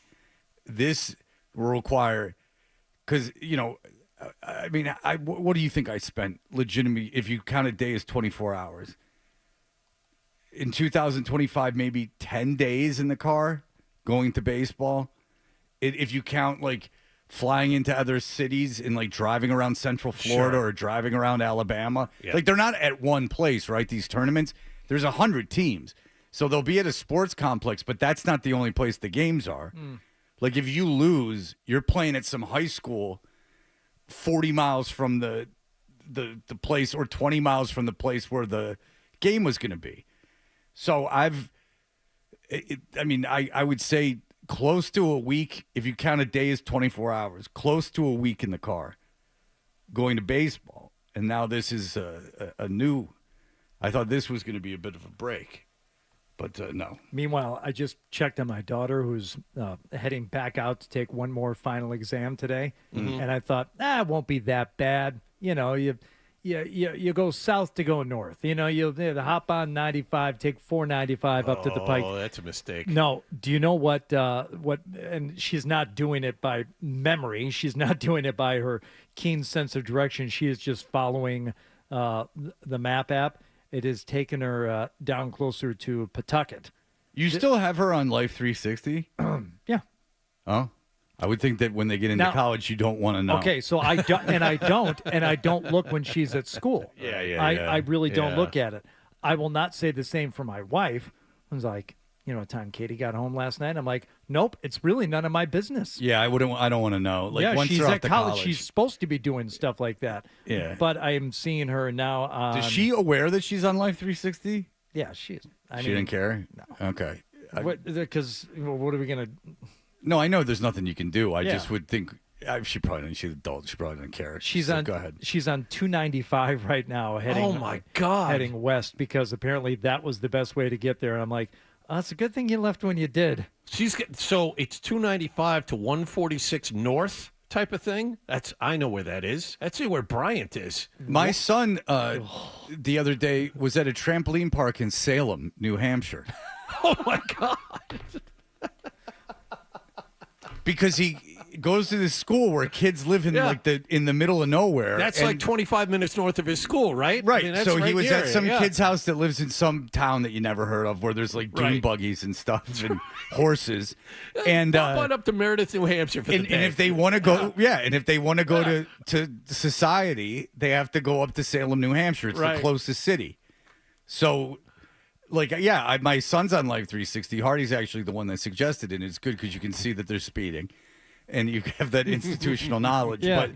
But like on a Saturday, I'll look and he'll be in Salem, New Hampshire, or he'll be in just some weird, faraway land, or like around Springfield. Like he'll just be in some weird place. The kid, you talk about driving, my God, and he don't want to board, so he's gonna drive again this year. Next year, but he's not going to the game. I was so angry I didn't argue. I was so angry I'm just saying I don't want to talk about it. I don't want to talk about it. It's fine. You live with the guilt. It's fine, and by that I mean it's not fine. What am I going to do? His sister's gone to. I did the math. It's got to be well over 100 of his games in his lifetime, and she probably closer to 200. And he can't be bothered to go to her first basketball game, even though plenty of time for him to do it. Anyway, car number 10 in the contest line, 617-931-0985 will win a $100 gift card to Patriot Place. Shop, dine, and celebrate the season at Patriot Place, from gifting, dining, outdoor skating, and more. Download the Advantage app today and plan your visit. Patriot Place. Shop, dine, enjoy the holidays. You're listening to Toucher and Hardy on the Sports Hub.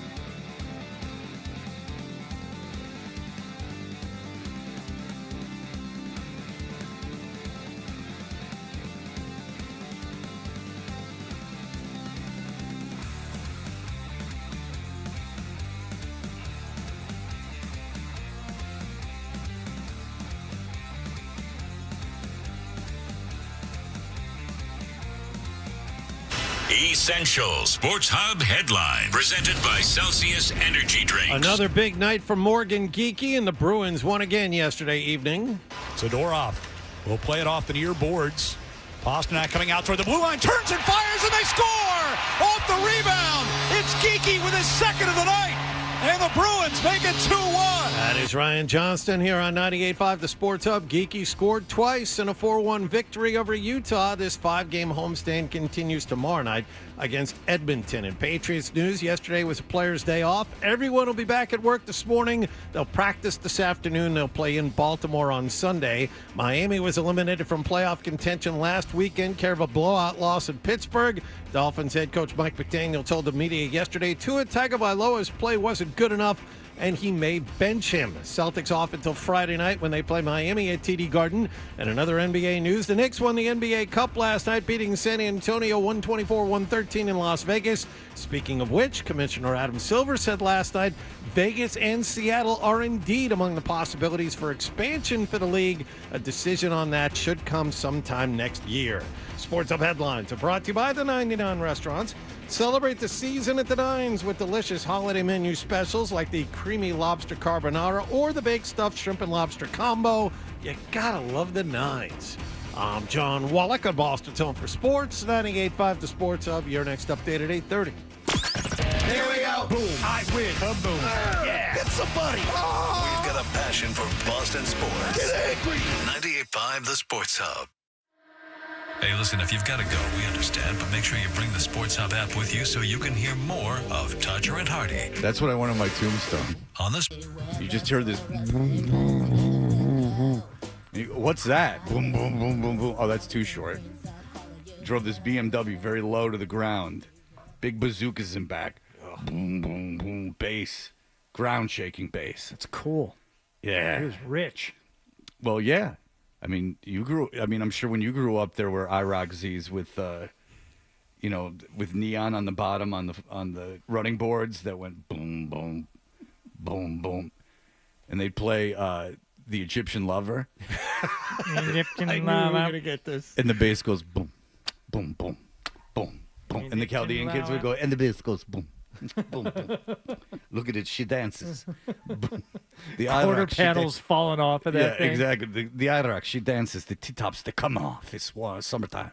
All right, Chris Forsberg covers the Celtics for NBC Sports Boston. Chris is brought to you by Jordan's Furniture. Experience the magic at the Enchanted Village. Your favorite attractions are back, including the famous Blueberry Muffins, now open at Jordan's Furniture in Avon. Hello, Chris. Hello, friends. Was that Andre Rison thing like a really big deal? Yes, it was an absolutely I remember huge watching deal. on the Up news. here, let alone in Atlanta. It was huge. I was going to say, I can't even imagine being there at the time that's going down. It felt as a teenager like the most scandalous thing possible. Yeah, I mean, it was a rich and famous person in a rich and famous person's home, and one of the rich and famous people lit his shoes on fire. That was the big punishment. She was going to light all his sneakers on fire, and it caught the place ablaze.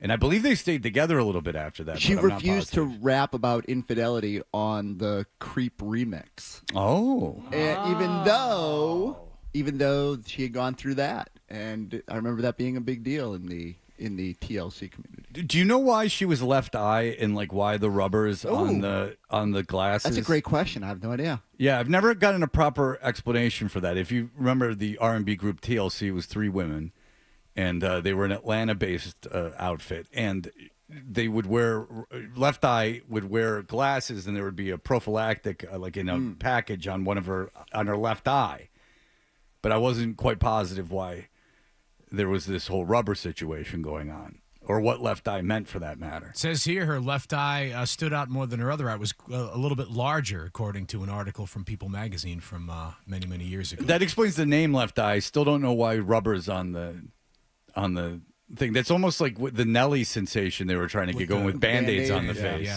Yeah, that never really took off. That never was the cultural thing. I mean, according to a quick search and all the articles, that they were just big safe sex advocates. Okay, well, there you have it. Yeah, put a rubber on that thing. Yeah, you just, know, if you want to everybody get Billy wear with rubbers. What was the time? Let's talk about sex, all that. Like that wasn't them, but everybody was talking about that. Right? Listen, If you don't want to hear it, then turn the radio off. They're the ones who said it. I wonder who's going to be filling in for Left Eye on the 90s cruise, because TLC is one of the acts. I think they just they dub her in, right? Like it's kind of weird. Yeah, but can you put the hologram machine on deck? I mean, that's a lot of extra baggage. So Hardy is doing a 90s cruise. He's being paid to do a 90s cruise through his work with SiriusXM. So lucky. So how many of these groups are fully formed groups? Like if you went through them, Well, let's see. TLC, no.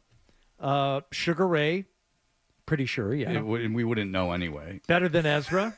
All going, I believe. En Vogue. Who knows? Tonic. Who knows? Probably just the lead singer. Fuel. No, there's no way. I think the lead singer has been replaced at this point. Smash Mouth. No. Smash Mouth's still playing without the lead singer. That's a bold statement. Edwin McCain. Unfamiliar. Girl Like You, is that the name of the Edwin McCain song? 12. I'll Be. No, Is that him?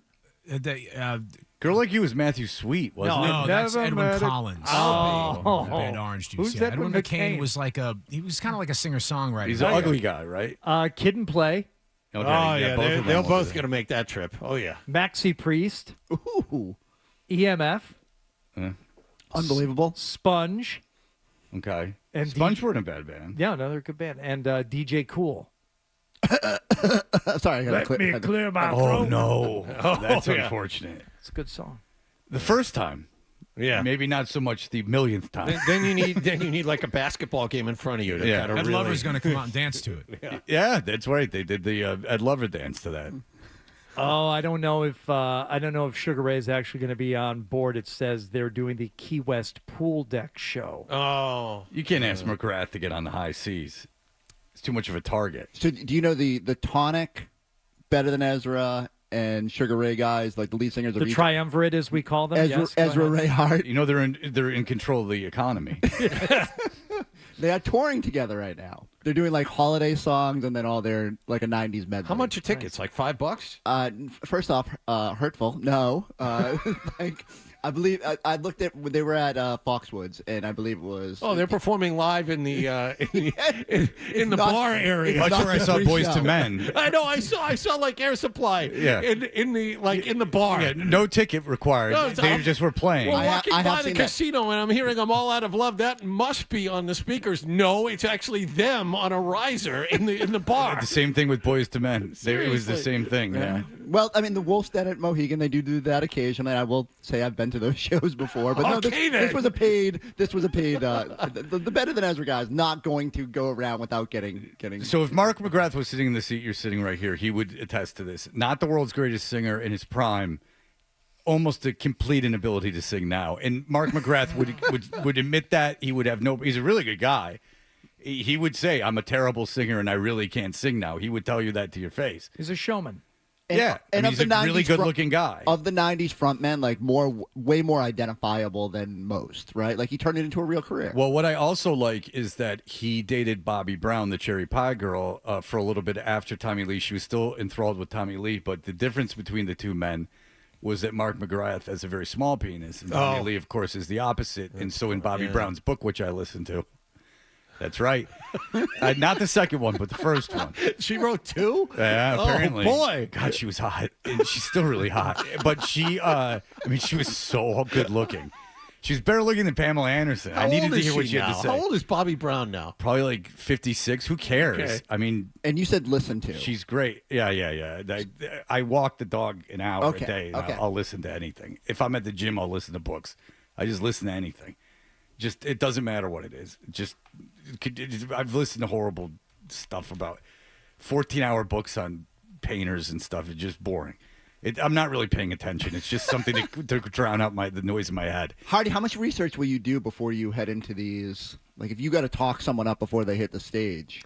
They asked me like what bands I wanted to do stuff with. Oh, can we power rank which bands I think you? Well, it's Gin Blossoms is one. Of course. I said something to the effect of whatever Robin Wilson needs, I will be there for it. I mean, I would prefer it to be mostly mouth stuff, but anything is on the table. It's up for a conversation. But you would be legitimately excited to spend time with him. Oh, yeah. You're a legitimate Gin Blossom. I'm a legitimate Gin Blossom. Do they have a name for Gin Blossom fans? Blossomers or, Ginner? I don't know. Like, it's got to be something. No.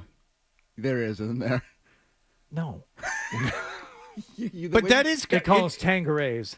So I've made fun of you from this cruise. Yeah, got it. I made fun of you for this cruise, but if you do think about it in all honesty, like you're getting paid to go on a vacation with this guy that you have like all this reverence for. That's kind of cool. Yeah. And I mean, honestly, like sitting down and I don't know what I'm going to have to do other than host it. I do have to host the trivia night. Yeah, I'd imagine there's not a whole lot. Yeah, they said, can you come up with 20 like alt rock trivia questions? Off the top and of I your said, head. Off the top of my head, that's no problem. I said, like, all right. And they said, what bands, are you familiar with? I said, Sponge. I could sit down and do that interview right now without having to research anything for it. I said, Better Than Ezra. Fuel, and I knew Carl Bell a little bit back in the day. He lived in Las Vegas and hung out with him a little bit. So I said, those are three of the band. And there are multiple hosts on this thing. It's the three big ones are Downtown Julie Brown, Matt Pinfield, and Dave Holmes. Those are your three main hosts. And then it's me, Kat Corbett, Spider Harrison, and what if someone's like a huge fan of you? What if someone's like? What if I showed up on the cruise? No, but there is a chance. Like there absolutely 100%. Is a chance. People listen to your show. Well, first of all, week. this the whole boat can't be for the night. They haven't. No. So I've always been interested in this. Like, what if you're just a traveler on a cruise? Yeah. But you're on the '90s cruise, or like you're on the Kiss cruise, right? Like Flogging Molly has a cruise. There's no way that the whole boat's Flogging Molly fans. I wouldn't think. Like Flogging Molly and the Descendants did a cruise, and I'm like, oh, I love the Descendants. And I'm like, I'm not going on this cruise. What am I, out of my mind? Yeah. Like, what do I want to be on why do I have to be on a boat with them?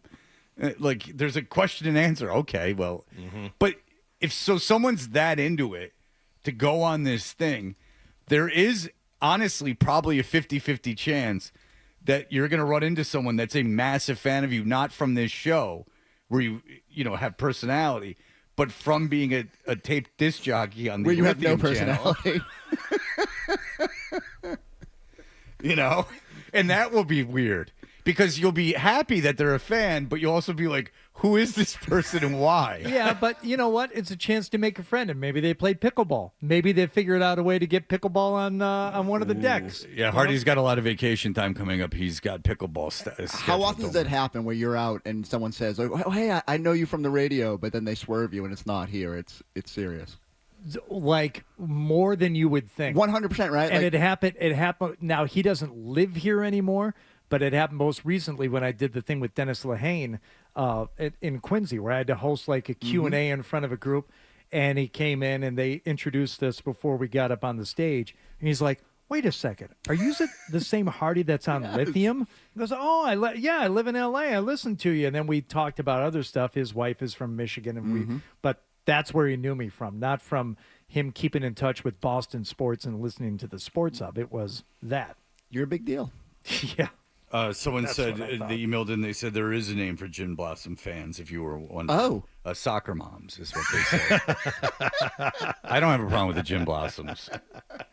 Are they from Bruce. I will put New Miserable Experience up against any other, twangy, like pop alt album of the era. All right. Track by track, it holds up. Doug Hopkins wrote a lot of those songs, and he was a great songwriter, tortured guy, they're very depressed, but that often creates great art, and a lot of his songs are on there, and that album, start to finish, is fantastic. I've been listening to this band from when I was on the country radio. I was on an Americana station, and little did I know this station in Cumming, Georgia was playing all these bands that now are revered. I had no idea. But there's this band called the Backsliders, and they're out of Raleigh. And they have an album called Southern Lines, which I'm a huge fan of. And I finally went, I want to know what these guys look like. Oh, that's a mistake. No, it was a very good thing because they look just like they think they look. Bottle rockets, mullets, mustaches. No, like Oh. just. I mean, they have Clash references in their songs and stuff, but like they're like haggard ass country dudes, thin with like ropey muscles. Like they look like they're doing Hillbillies. a lot of drinking. Yeah. Like they're like legit. Like you look at the Bottle Rockets and the Backsliders, and you look at those two bands that are still performing. And one's from St. Louis, one's from Raleigh. St. Louis with a very strong country scene for some reason in the 90s. But they both, they come through. Like cut off, like self-made wife beaters, but not to show off muscles, but to show off homemade tattoos. Like the ravage of alcoholism. Like it's just fantastic. Big fan. But they do White Crosses too. So they're not fat. They're not that bloated alcoholic. They're that like real thin alcoholic. I like it. Yeah, like ropey alcoholic. Yeah. Good stuff. Yeah, I looked at it and I'm like, yeah. I'm like, this is just, the venue's right. It's a bar. I'm like, this is good stuff. They're still playing. I'm like, good for them. Kick it out. And then I thought they probably get laid too. Because there's got to be girls that like, that's what they want. Like homemade tattoo, ropey alcoholic Southern guy. Yeah, in a band, and plus you're in a band. You're up there on stage. You've written if I was a good girl, songs. I think that's what I would be attracted to be honest with you. I've made that decision. if I was a heterosexual girl, Hold on a second. I'm committing now. Statement forthcoming. Right, no, there was a realization in the middle there. He's like, oh, he was in the midway through. I want a a guy from Americana band in the 90s, still touring, ravaged by alcoholism. I thought maybe I like that look. A little gray. I thought you were going to say that was going to be like maybe 2026 goals, start a band or something for you. No. I would always be. I'd always be like a Band-Aid. I'd never be in the band. I would just be inspiration. What you could run the board? Like do those? I don't want to get involved. I want to be. I want to be backstage. I want to soak up. I want to soak up the greatness. I want to be a siren. I want to be a muse. I don't want to be part of it. I want to get them what they need. Is what my thing would be. All right. Chris is here ostensibly to talk about basketball, but it's been a slow period. Right? Listen, it's December, no kidding. and let's not go crazy with it. They weren't involved in the game last night, which was the true game, and it was the butt poking game, as we've learned. Did you know about that? No. I'll show it to you. Show him the video during Hart the break. put his thumb in Brunson's. Hart and crack. Brunson, yes. Yeah, and Brunson did not take kindly to that. No. He can show it to you. It's strange. That was on the podium as they were delivering the NBA Cup. It's strange. It's not like strange because it's gay or anything. It's just strange because it's like, why? Yeah. Like, that would piss me off too. All right, so we'll be back in just a moment. You're listening to Toucher and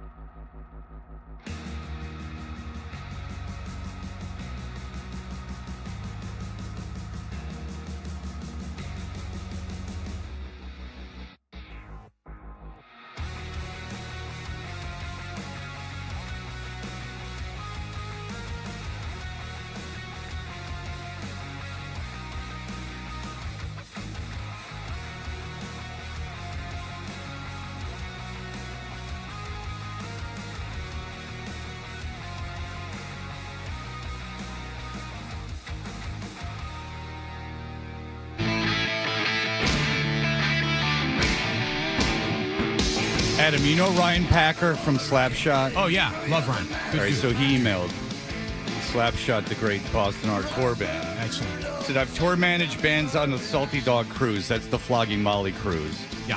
Flogging Molly are like a Dropkick Murphys type Irish-inspired punk band. It's 100% fans. It's the worst. Cruise people in kilts. Best description would be the Spinal Tap record review, treading water on a sea of blank sexuality, which would be, I should be able to say, because it's not in that way, but the R word sexuality, which is not being used to forget it. Yeah. I could go on. Driving, enjoy the show. Thank you, Ryan. We appreciate it. Hashtag believe in Packer. Okay. That was a thing. All You right. have a little button on your lapel. Oh, very cool. All right. So Chris Forsberg, here's the deal. The Celtics, unfortunately, have a lot of time off because they could not participate in this glorious Arab, United Arab Emirates or Emirates NBA Saudi Cup. Arabia or whatever the hell's going on with the Cup, where the NBA is really trying to backdoor a bunch of foreign dollars, oil money into the league. I enjoyed Abu Dhabi.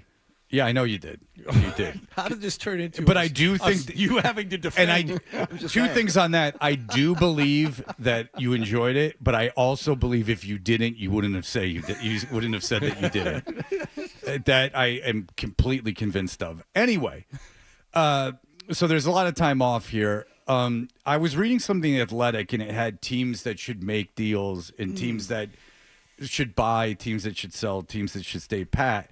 And I was a little surprised that it had the Celtics as selling, and that selling in the sense of dumping salary to get under the first apron, and then adding some pieces, but putting themselves in position next year with Tatum back for a full season to compete. What are your thoughts on that logic? I think there's a balance to it, right? Like I think the last two games have probably brought us back to earth a little bit, but when they in that 10-2 stretch, I've certainly bought in and said, geez, it feels like they got one more big man and you get Tatum back. Could they be competitive in what does still feel like a very wide open East? And it's a tough balance though. I think you're right now if you could cut $12 million, you could get below the luxury tax. And for all intents and purposes, all that means is that you're getting a check at the end of the year instead of having to pay one. You want to leave open the possibility that if something were to happen, you could potentially eliminate repeater penalties. It would make it easier to compete further down the road, but no fan cares about that, right? So for me, it comes down to is if you feel like you have an honest chance with Tatum eventually coming back, I think you're more inclined to lean into being a buyer than a seller, but maybe you can do both. Maybe you can move off some money.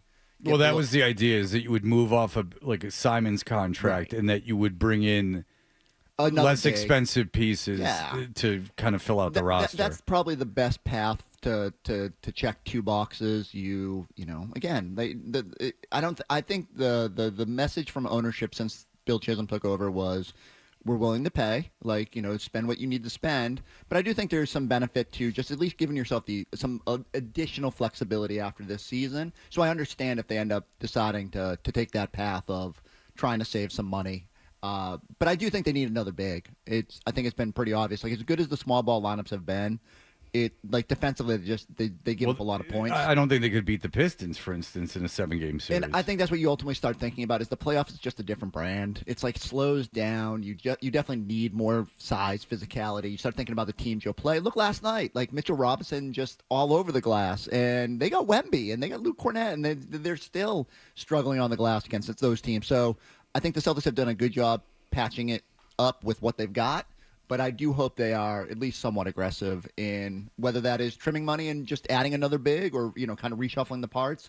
But yeah, there's some things they can do to strengthen any sort of run without necessarily being the big splash move that people always crave. Okay, so I mentioned Tatum. We got an email. Ask Forsberg if he's seen Tatum at practice with the team and what's up with him.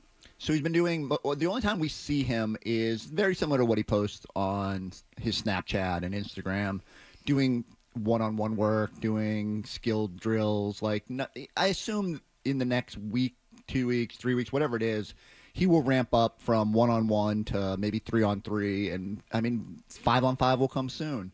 And then you're getting closer to the all right. What boxes does he have left to check to sort of be ready to play?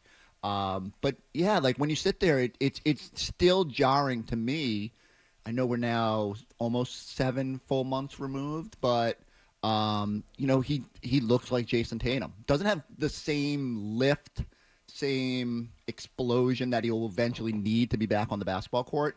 But you just get in your mind, like someone has this catastrophic injury, and Joe Mazzulla was joking about this with me before the season. He's like, you just expect them, they're never gonna, they're just always gonna be injured, right? And he's been making such progress and putting in all the work. It's crazy to see him now out there doing stuff, and I don't think it'll be long before he's launched into even more. I would say lifted explosion. I remember when Houston came here earlier in the season, and you guys went and talked to Kevin Durant about tearing his Achilles, and Durant said, regardless of age, that lift and explosion you never quite get it back. So you're saying, Tatum doesn't have the lift and explosion. I've seen those videos too. I don't know if that matters all that much, because I don't think he'll ever get, based on what Durant said, he won't get back to where he was before the injury. I don't know. Again, it's a little different with age. He's going to find a creative way around, workarounds athletically. Well, I think the one thing you can say is that, like Tatum's game, he doesn't necessarily. There are some players that need that. I always default to Robert Williams, right? Like when a guy plays above the rim, they need the verticality and all that craziness. Like Tatum can play low to the ground. Of all the players, I know, right? Yeah. Go to Robert Williams. Yeah, the entire history of the NBA. He hasn't been here in 4 years. He's not even playing out there. Just let me be. Is Robert Williams played this season? When Fred's talking about Answer trade, the question: is Robert Williams played this season? Yes. Yes, I've seen him play. Have you? Yeah, he played well. He doesn't he play. played, no, he played terribly against the Pistons. He got 5 fouls in like 5 seconds. Fred cut him on his one down night. Well, he didn't have lift. He just had explosion. And he made a foul. He committed a foul with He committed a foul This has been fun. Like the worst time in the game. And they were showing his face, and he's just like, and they're like, "What's going?" And the Piston broadcasters were going like, "What's going on with Robert Williams?" Is Robert Williams still taking shots inside of 2 feet, or has he stepped out and hit a jumper? He's taken some threes this year. Would that surprise you to know? It would shock me. How many it has would he made? shock me. As his game ages, like a fine wine. That would be none. He will eventually transition. I don't think he has a make yet, but I believe he's taken a couple. He's had a couple good looks from the corner. Let's take a look. You talk amongst yourselves. Thanks. Curious. Back to your Tatum thing again. You're never coming off an injury like that. It's going to take time to get back to 100% of what you are, and yet I feel like because of everything they did to put Tatum in position to rehab as quickly as he did, the advances in modern medicine, I think if the people that sit there and worry that he's not going to be what he was. Okay, he might not be 100% of what he was, but he can be 98% of what he was. I don't worry about him losing all this like crazy amount of. Oh, go ahead, you're smirking now about the Robert Williams has made a 3 this season. He's made 2 for his career, which is one more than Cedric Maxwell, who retired 40 years ago. And Finals MVP, so very similar. 2 for 15 for his career, Robert Williams from 3. He's taking more threes than you would imagine. Yeah, it's true. He did make one. It's like Draymond Green. He doesn't need to. No. It's not his game. He works inside the game. Yeah. He makes the greats better. You know how much time I've spent trying to figure out what the trade is to reacquire Rob? Like it's a lot of nights in the lab. Now, were you friends with him? Friend is a strong word. Did he know that you loved him so much? That is How part of could the. he not? Or did you wisely keep that hidden? Part of the endearing thing about my love of Rob is that I'm not quite sure he knows how strong it is. It's just like I think he's someone had to tell him, right? Like I mean, I hope like he's caught some of the broadcast at some point. But yeah, like he sort of just lives his life, and I don't think he sits there wondering like about the super fans. So that's okay. Like that part of which there are legion. Who is this odd fellow that keeps my name keeps escaping his mouth when he was on TV?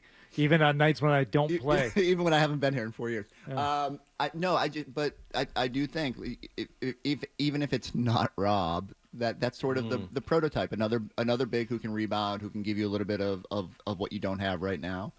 And so I hope they poke around. But Rob's contract, he's going to be a free agent next year. And I'm just saying. Right, Rob Williams. Okay, so Milwaukee. Boom. Thank you. Milwaukee is being talked about in a bunch of different ways, or really two important ways. One is that they're going to try to do stuff to surround Giannis with enough people that he enjoys. Yeah, how's that going? That he's going to want to stay, and the other is that they're going to move him. Do you think something seismic will be done in the East? Meaning that like the Knicks would acquire Giannis, the Pistons would get that white guy from Utah, like something seismic.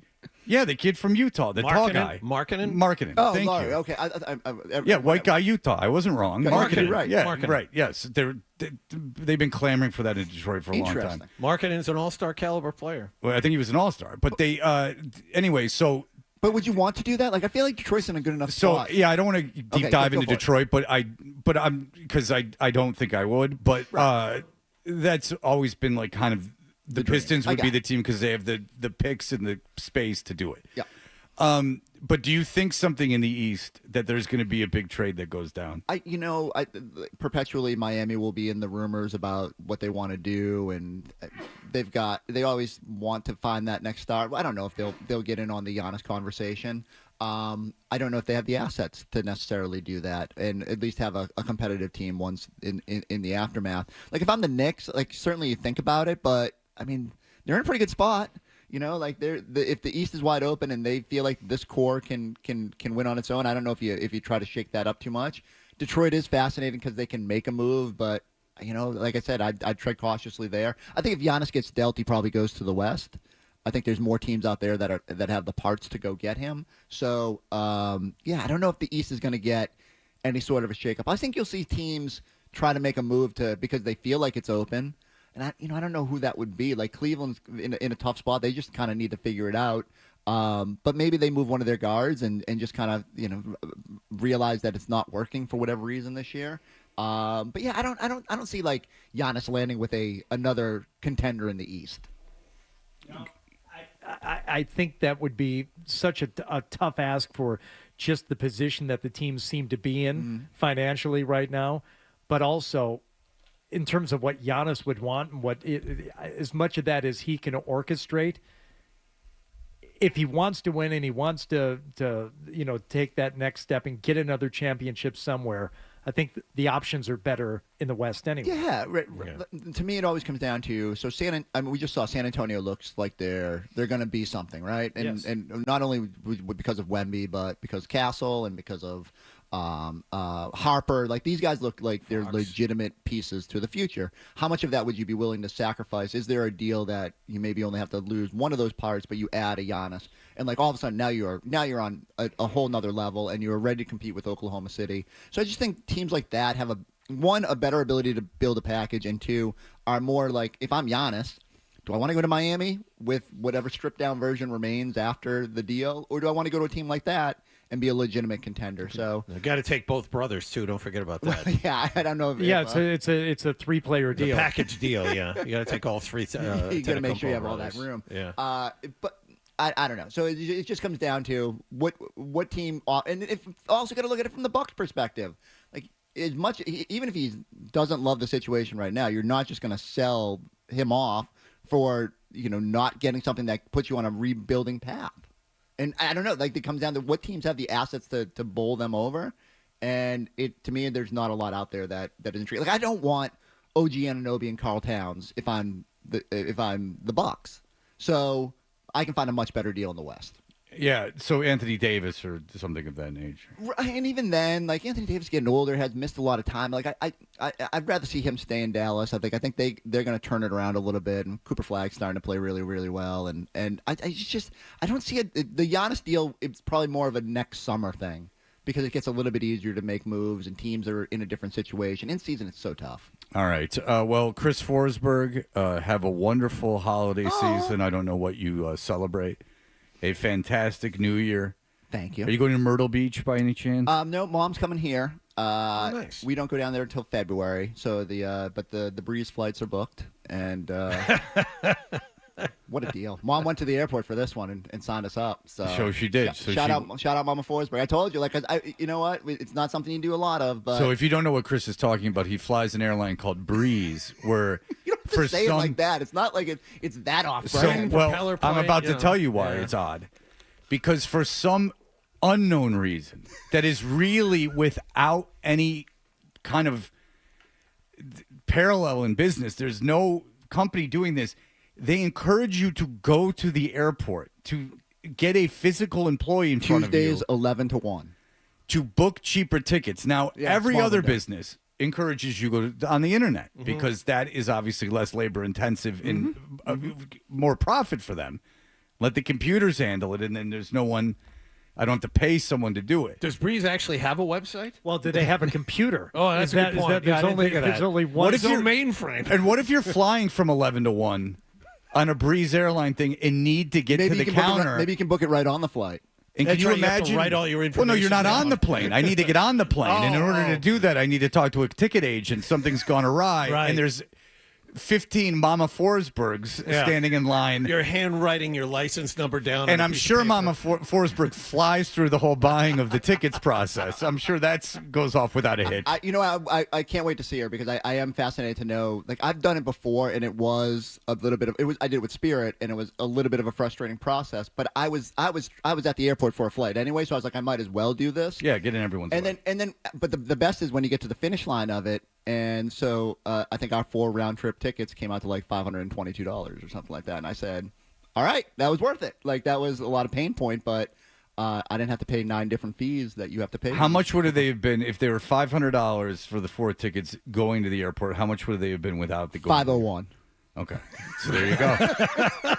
And you know what? Compound interest on that thing, that becomes $2 within 30 years. I mean, the gas to get there. I mean, Well, 10 years. Probably lose a proposition. 10 years, it becomes $2. Well, I mean, And then you're going you're- at 10%. That's very over a long-term span. That's a little optimistic. I'll have more info in the new year for you. I'm gonna find out how it went for Mom. If she thought it was worthwhile to book, but it was. How old's your mom? She is 20 years older than me. She is 65. Oh, all right. So she's not that old. No. But because if you're behind an old person. Well, and imagine. I mean, in Myrtle Beach, it is. She was 20 the when population she had you. is older. Hachi. 20 years old. Are you the oldest? I'm the only. Oh, boom. look Same at with you. me. Hey, dang. That's why we're so well adjusted. Yeah. Absolutely. Nothing no one weird, there to muck nothing up weird the about works. only children at all. No, nothing to muck up the works. Full attention. That's what we got. All right, Chris Forsberg. Watch him on NBC Sports Boston. Or catch me on a Breeze flight, baby. Yep. If you're ever flying Breeze or if you're at the airport trying to get something accomplished, he's in there trying to save $50 on it. In front of you 4 in tickets. line forever. Yeah. That's right. The gas and the time and everything required. That's more than okay. Because Lord knows he saved thousands and thousands of dollars by doing that. All right. There you go. I thought flying Breeze would be the compromise in itself, but no. It's going to the airport and buying the ticket from the actual airport. What's the big deal about making a special trip to the airport? Well, it's easy to get in and out of. Everyone on the flight's got suits and fedoras on. I mean, we're all going back to 1945. This is the way that it is. They serve rack of lamb. They come by and they carve it up right there in the aisle. It's like Mad Men. All right, we'll be back in just a moment. Here are the headlines. Sports Hub headlines.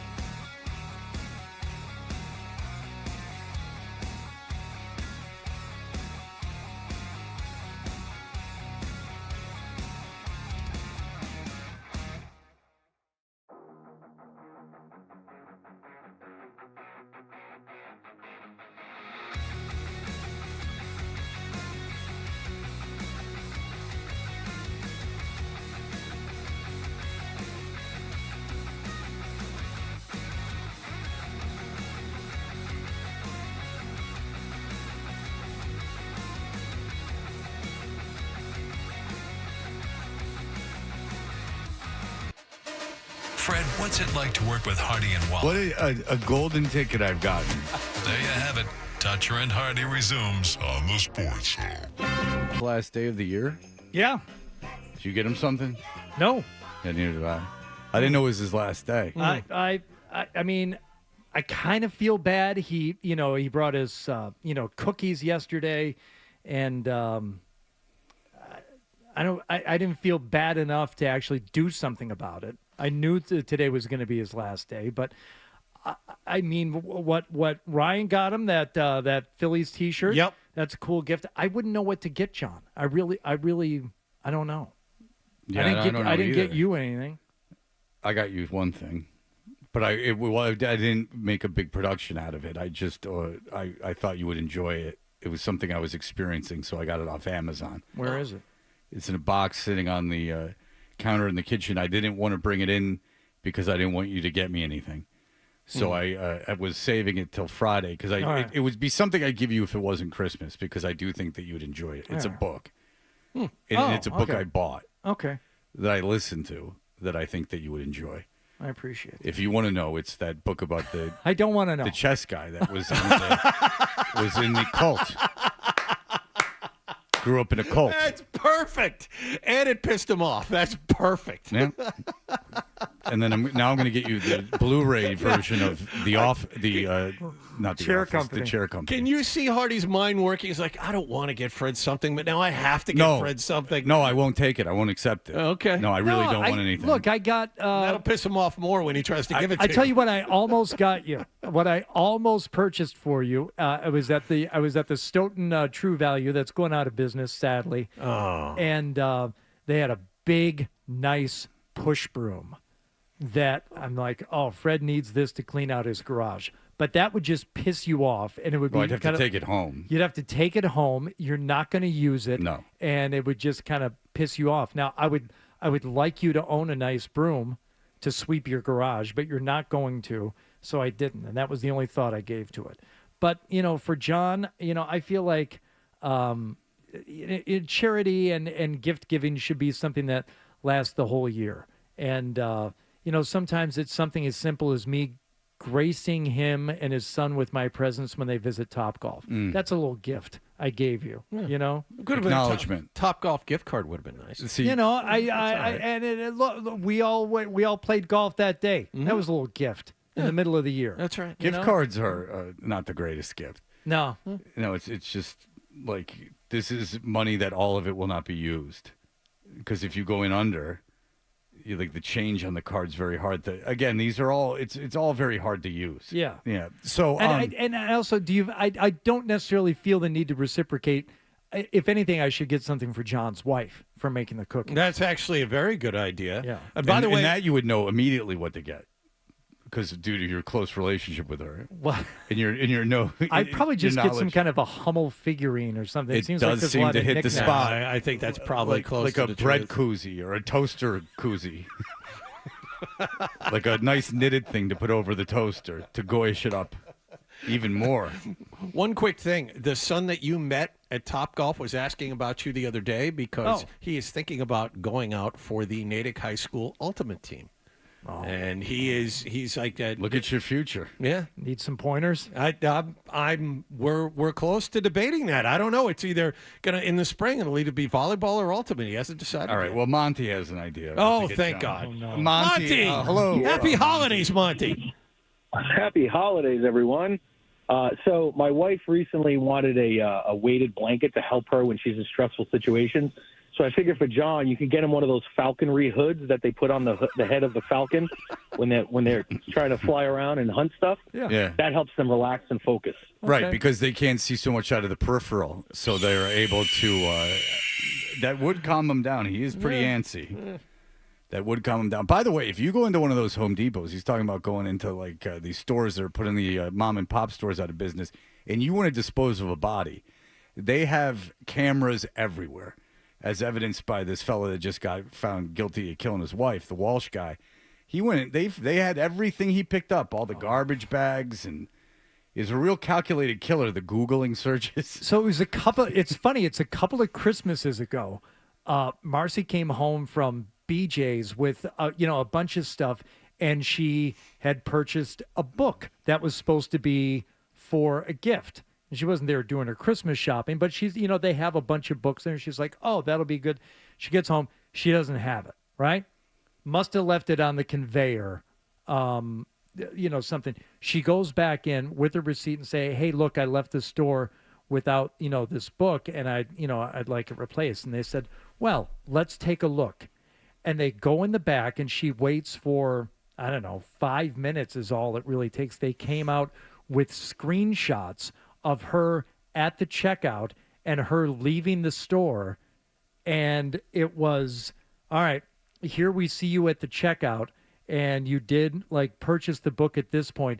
Here's you with the shopping cart, and they have it circled at the bottom there. So you actually left the store, and here you are in the parking lot 2 minutes later, So it must have been misplaced between, you and that. You think they're going to part with a $12 book that easily? Oh, no. We have the documentation from 3 different angles. Yeah, I just think I take the L when I realized I didn't have the book. I don't know if I'm going back and saying I left the book there. But, good for her and good for them for being able to prove she didn't. It seems like a lot of effort. I would have just probably given her the book if I worked there. I don't know if I would have gone to the security camera. Yeah. It just seems on all ends. I just probably would have let it go. But, if you have to dispose of a body and you're using credit cards and things of that nature, you're not going to be able to get it done in one day. You would have to, and I realize you would have to be thinking about it for months, right, maybe years in advance. Say I don't know much about it, but say it's a crime of passion, and he's like, I got to get this body out of here. It's not happening. You're getting caught because you would have to really spread out. You go to Home Depot once a month and buy one thing. Yeah, lime, and then. And then they go. Then there's a lot of reasonable doubt. You're like, wait a second. I went and bought a bunch of other stuff too. I bought a screwdriver. I bought hangers. I don't know. And then you got them in a puzzle there. But if you're gonna go start Googling, you hacksaw up a body, and then you go into the Home Depot and you start buying hacksaws. Buying bags and everything. What you're not gonna get away with that. We're on film all the time, and I don't mind that. You think it would bug me, but it doesn't. Because I'm not doing anything. So I like that the evidence is there. I like proof of me not doing anything. Let the guilty suffer. Everything on film is okay for me. I'm minding my business. You'll see me. I fly through lines. My kids are always explaining, Dad, you're so quick at checking out. I go, yep. Oh, yeah. I got all my eggs in a row. Well, you are really something. You continue to impress me more and more every day. I'll tell you. So you can go through a checkout line and not screw it up. And people dick around. They're talking. Not me. I'm all business. Take one person, take 5 minutes, take me 30 seconds. Oh, you are impressive. Yeah, it is. The grocery store, the credit card's been scanned before they're even done scanning the groceries. You really do have it together. You got that right, baby. All right, we will be back. Caller number 10 of the contest line, 617-931-0985. Will win a 4-pack of passes to go snow tubing in the Neshoba Valley ski area and a $50 gift card to the Outlook restaurant. Visit skineshoba.com. We'll be right back. Toucher and Hardy, 98.5 The Sports Hub. Give the perfect gift this year. 99 restaurant gift cards. They're the perfect gift for everyone on your list. For every $25 you purchase, receive a $5 bonus card for yourself. You gotta love the nines. By now, you should know I can't get my game day started without my mug of Bigelow tea. For me, it's that constant common tea that tastes great and keeps my voice in peak condition. No matter how hectic your day gets, grab some Bigelow tea and take a moment just for you. Bigelow tea. Grab a mug and tea proudly. Visit New England's largest Volkswagen dealer group at colonialvw.com in Medford, Wellesley, and Westboro during the Volkswagen Deal Days. Over 580 new vehicles in stock. Special promotions going on right now, including special rates for select models. And you can lease the all-new Tiguan, Sporty Taos, and spacious 7-seat Atlas with sign then drive. For 0 down, 0 security deposit, 0 first payment, and 0 due at signing. Visit colonialvw.com before these great offers expire. Yes, you can have it all at Colonial.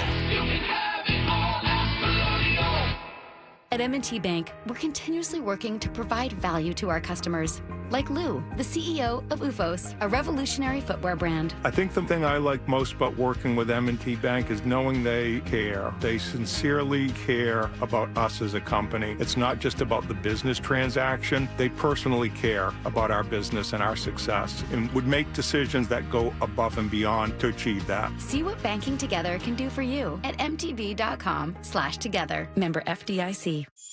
At Boston Logan, we know the holidays bring us together, and we're here to help make sure your holiday travel stays merry and bright. We recommend arriving 2 to 3 hours early and make sure to keep your presents unwrapped. But don't worry, once you're here, you can pre-order your favorite food for pickup straight from the app. Let the kids loose at kid ports throughout the airport, or maybe just do some last-minute shopping. Download the Fly Logan app or visit flylogan.com. Boston Logan, going above and beyond this holiday season. Hey, if you're scraping for gifts at the last minute, Aura Frames is the answer to every holiday gifting moment. It's the answer to my problems this year, Maz. Sarah and I, my wife, have ordered about 6 of these to cover our entire family. Grandparents, kids, aunts, uncles. These digital frames, I'm telling you, I have one in my kitchen counter right now, and I absolutely love it. So don't do what you usually do. Actually put a little thought into it. With these frames, you can upload unlimited free photos and videos, preload photos before it even ships, personalize, share photos and videos easily, and you even get a gift box. And for a limited time, save on the perfect gift by visiting auraframes.com to get $35 off Aura's best-selling Carver Matte Frames, named #1 by Wirecutter, by using promo code WBZ at checkout. That's Aura, A-U-R-A frames.com, promo code WBZ. This deal is exclusive to listeners, and frames sell out fast, so order yours now to get it in time for the holidays. Support us by mentioning Felger and Maz at checkout. Terms and conditions apply. Ready for action, basketball fans? BetMGM, an authorized gaming partner of the NBA, is giving players another reason to hit the court this season. BetMGM is adding extra excitement to every basket, every slam dunk, and every buzzer beater shot with special promotions, new features, and more. Log in throughout the season to find boosts and tokens in your account to amplify your winnings. Enjoy enhanced product features like dark mode, too. Log into BetMGM, an authorized gaming partner of the NBA, all throughout the basketball season to see what's new. BetMGM and GameSense remind you to play responsibly. Hope is here. Call 800-327-5050 or visit gamblinghelplinema.org. Must be 21 plus. Massachusetts only. Subject to eligibility requirements. Rewards vary and expire in 7 days. In partnership with MGM Springfield. Play it smart from the start. Live chat at GameSenseMA.com.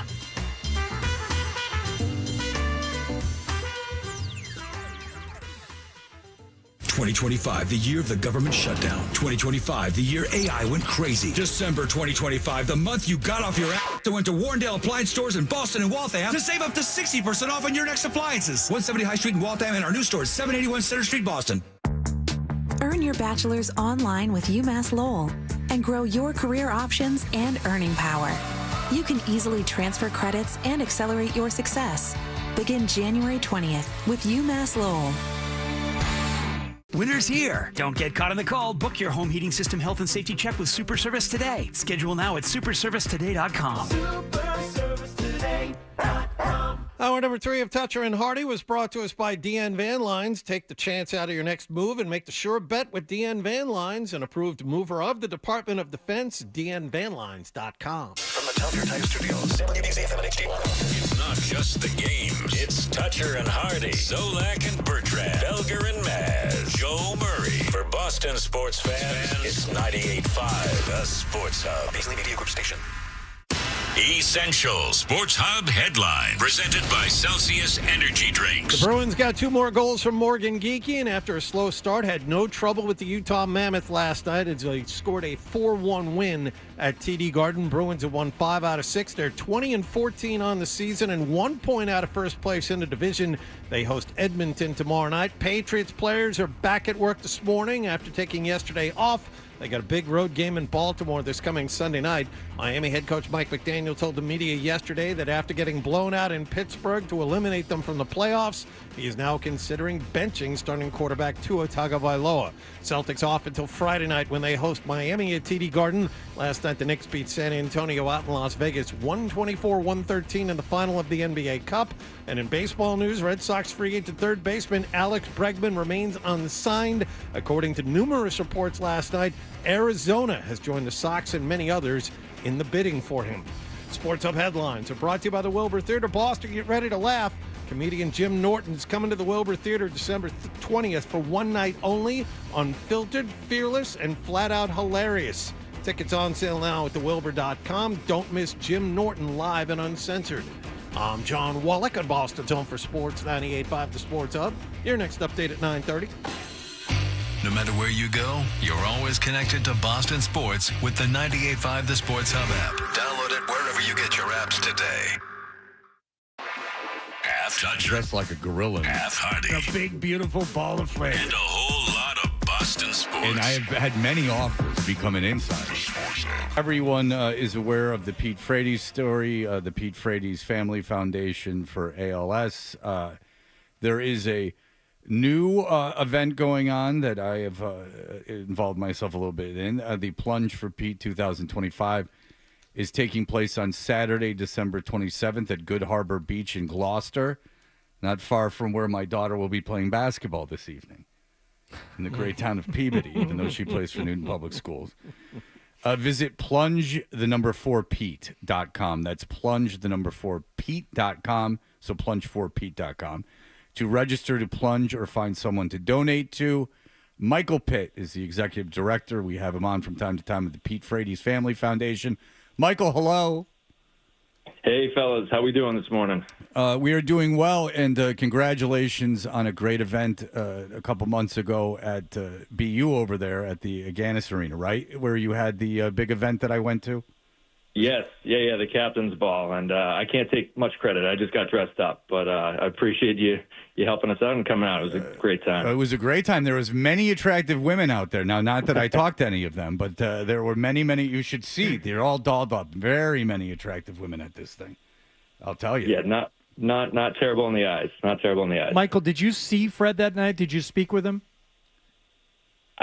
These events are so hard. It's you get like 15-second snapshots with everybody, and I saw him from a distance. I tried making my way over, and I think between me making my way and him connecting, I think we each talked about 50 people. Okay. So, I want to know yeah. if you noticed his shoes, because I implored him to get new shoes for that event, and they were a big hit. I think they made his entire outfit, and in some ways probably made the event a success, because man. a guy like him shows up in the wrong shoes, and you're like, this thing isn't as nice as I thought it would be, and then if you got the right shoes, it's like, wow, this is a great night. So.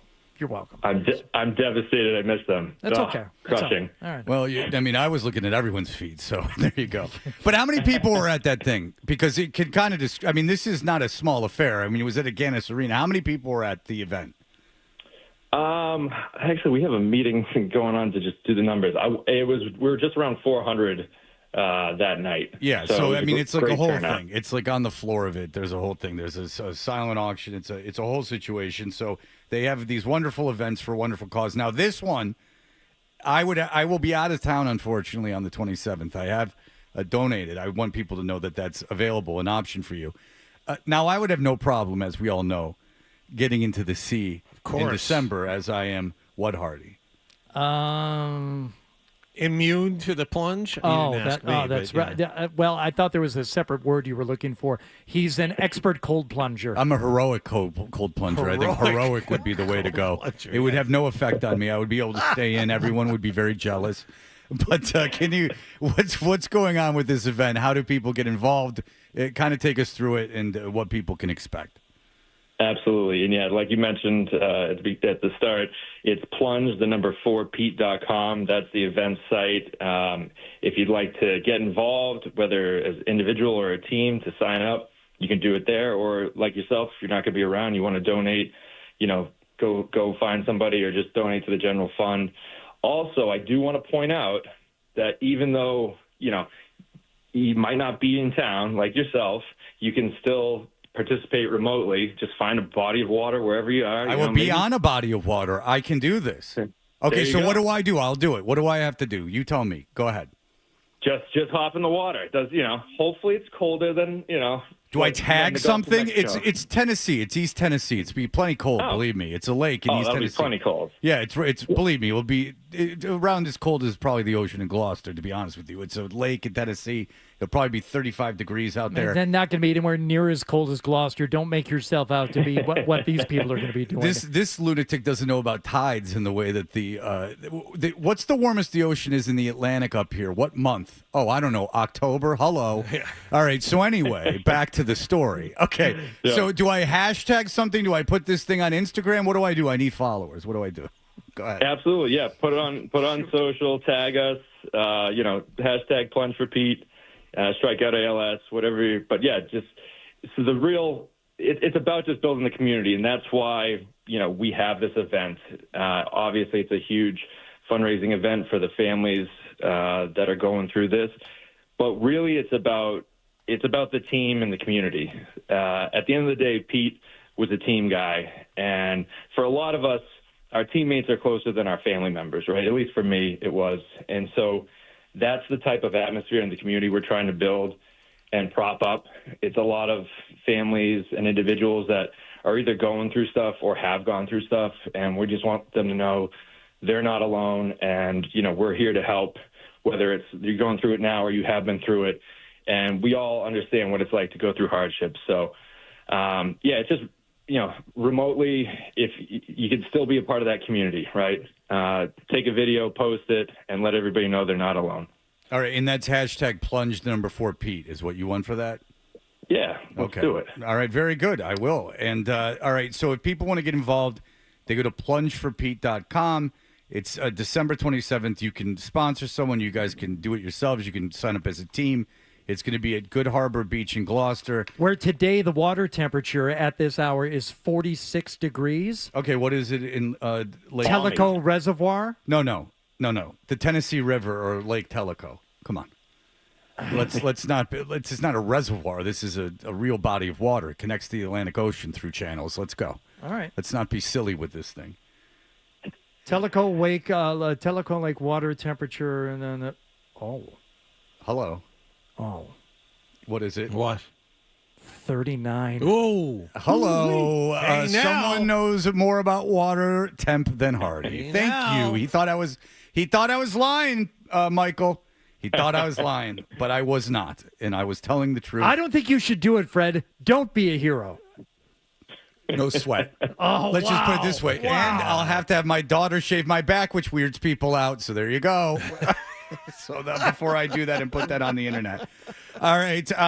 Michael Pitt, look, at the Pete Frates Foundation, we all know, one of the great charities, and especially if you're living around here, obviously ALS affects people all over the world, and this helps people all over the world, but it is certainly a charity that came from the ground up right here in Boston. Michael Pitt, you're a great guy, executive director of the Pete Frates Family Foundation. I will put that on the internet. I encourage people to donate, get involved. December 27th at Good Harbor Beach in Gloucester, the Plunge for Pete 2025. Thank you, Michael. We appreciate the time. Thank you, guys. Hey, and just one last thing. If people aren't as brave as you guys and hopping in the cold water, we still encourage them to come out if you're going to be in the area. We have an awesome party afterwards at the Bass Rocks Country Club, so come on up. And I can't thank you guys enough for everything you've done for us and continue to do for the community and everybody around you guys. So you guys are awesome. Thank you. All right, Michael. Thank you so much, and we appreciate it. Michael Pitt from the Pete Frates Family Foundation. Anything you need, we are there for you. And it's got to be killing you, the water temperature thing. It does. Now, he really legitimately does not like these things. He does not like to be proven wrong. It's not so much proven wrong. I just don't like you being right. Right. He like something he feels. I don't mind being wrong. Something he feels is manly, like water temperature. Like that's something like a dad would know. Like that's something that he feels like he would step in, and not only with me, but with anyone, he would be able to like be the wise one that would tell you, no, that's not how water temperature works. But it is. Is this a Midwestern dad thing or is this a Hardy thing? The Midwestern dad thing. Okay. Very similar to my father in the compulsion to always be right. What was the thing that you told us about your dad that he kept telling you were wrong about?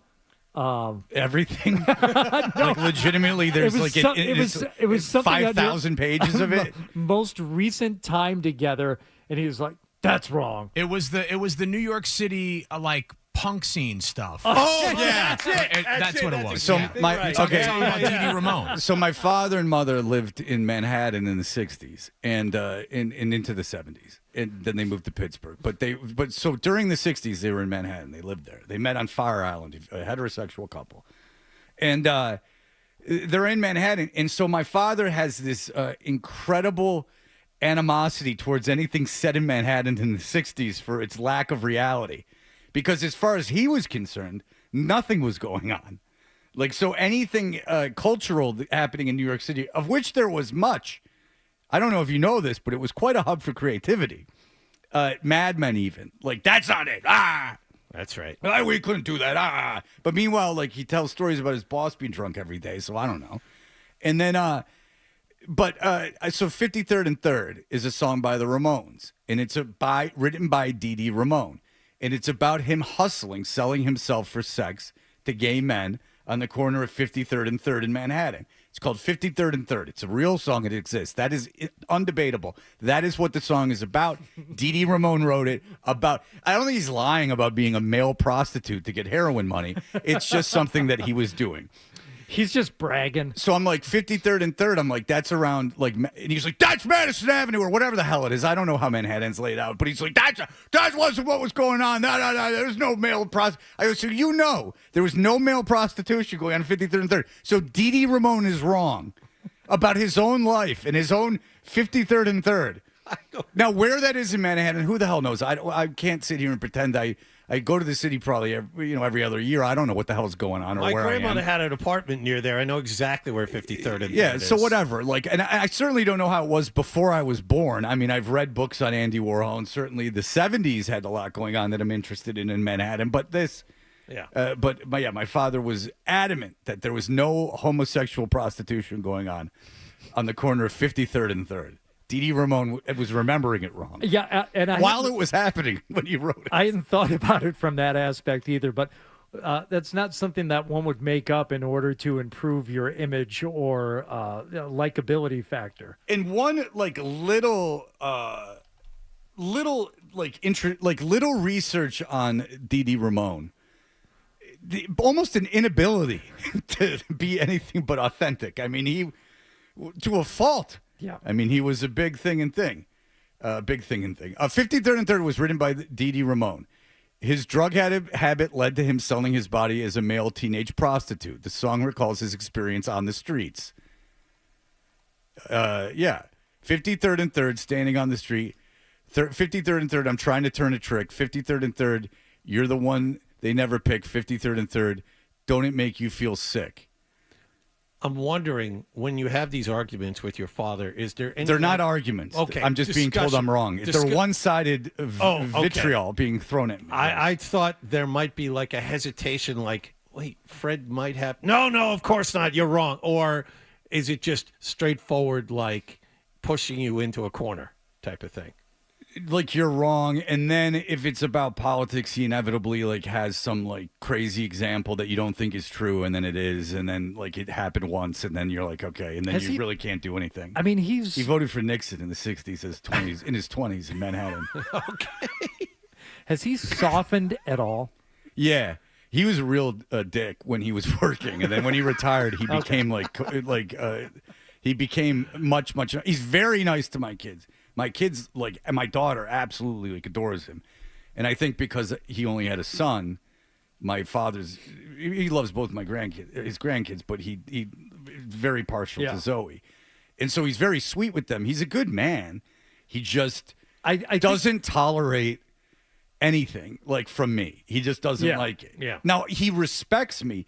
And if I said something about radio, his instinct would be to first shut me down, much like when we first walked into the 99X studios together, and I started talking to the DJ Axel, and my father grabbed me and told me to shut up because we were in the studio. And what would I know about it, considering I worked there? Yeah. and you were not to talk to the DJ because obviously the mic's always on. And so his first thing would be to tell me to shut up, literally to go shut up or shut the F up. He doesn't do that anymore, but shut up. Shut up. Yeah, shut up. But then if it was radio, he would concede. If it wasn't a big picture macroeconomic issue, then he would concede. If it was like something about doing radio, I know he is proud of me because he had nothing to do with this. I did this completely on my own, and I never asked him. They paid for my college, but I didn't ask him for anything. And he has expressed that to me, which I'm very grateful for. Is because they have a bunch of friends whose kids like come back and like need stuff from them and stuff, and I never needed anything. So I mean, look, I had my own problems, but nothing that directly like that they needed to do a lot. They've helped me. They've helped me. Like he came into town when I was having my problems and stuff. I lean on them, but he does respect me as a man in that fashion. But in terms of knowing anything, no. Did you reimburse them for the fees from accepting all those collect calls from your various institutions?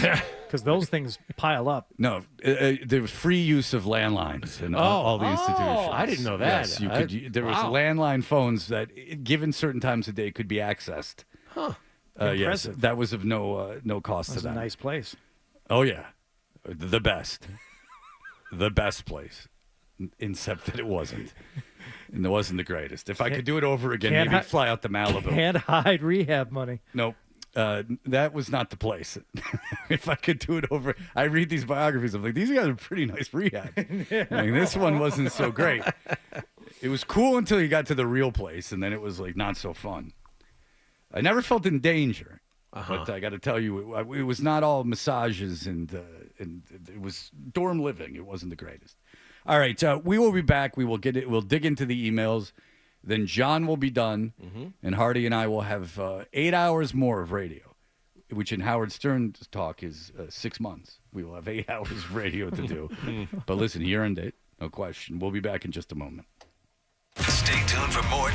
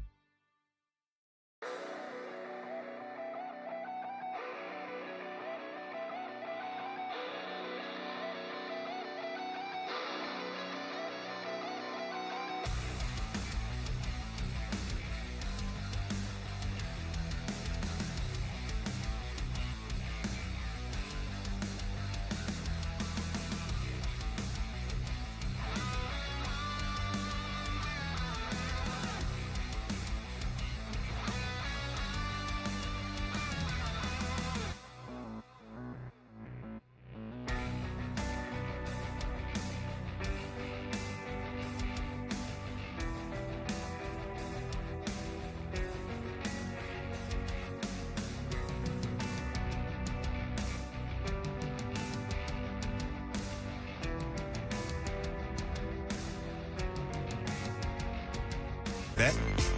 The email bit. We should do the email bit. It's a great idea. Let's do the email bit.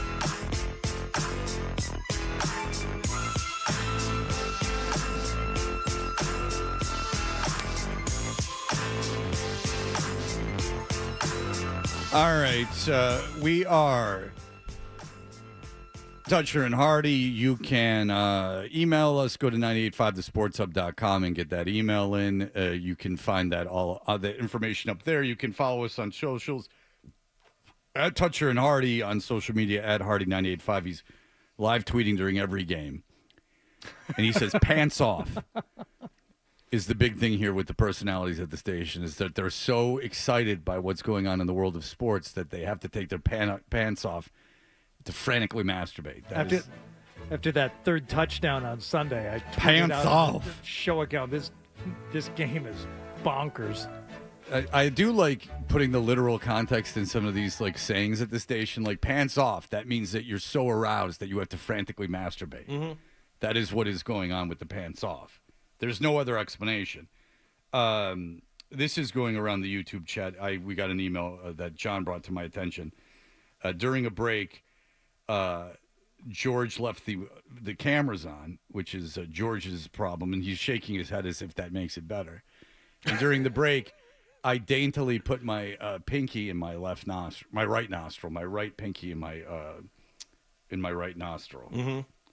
And so I have to cop to that. That was my whole thing. Alexander says, it is universally agreed upon Fred has an awful taste in anything pop culture related, be it TV, music, or movies. But for once, exclamation point, he's absolutely correct about the Chair Company. It was grossly overrated and wholly unwatchable. I honestly don't understand one thing people liked about it. What was funny was Wallach acting like he was equal part of the show when Monty called, thinking that anyone would be remotely interested in talking to him. Yeah, I saw this. All right. I figured it's about me. I should at least talk to the guy. It's not like I don't know what's coming. And this is Dave. I'm not going to let you do this to us, Fred. You won't push me away. I love you, and I love Tim Robinson because of you. There will be no distance between us. Let the people love this show. It's very good. First of all, to counter your point, he is not crazy, and all of his wacky conspiracy theories were actually correct. They did a great job subverting expectations. I don't know. I read something that he's hallucinating all of it. Like the end is a hallucination. I'm not giving anything away, by the way. That's a pretty broad stroke. Believe me, I don't know what's going on at the end, and I watched it half. The last 3 episodes, let's be honest, I wasn't paying full attention, which is part of my problem with the show.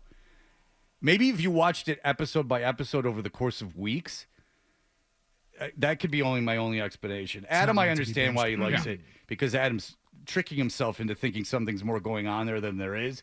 I'm a little confused by Hardy's love of it. Second of all, he's sneaky great at his job and very intuitive. No, I think it's obvious he's good at his job. That makes the world very funny.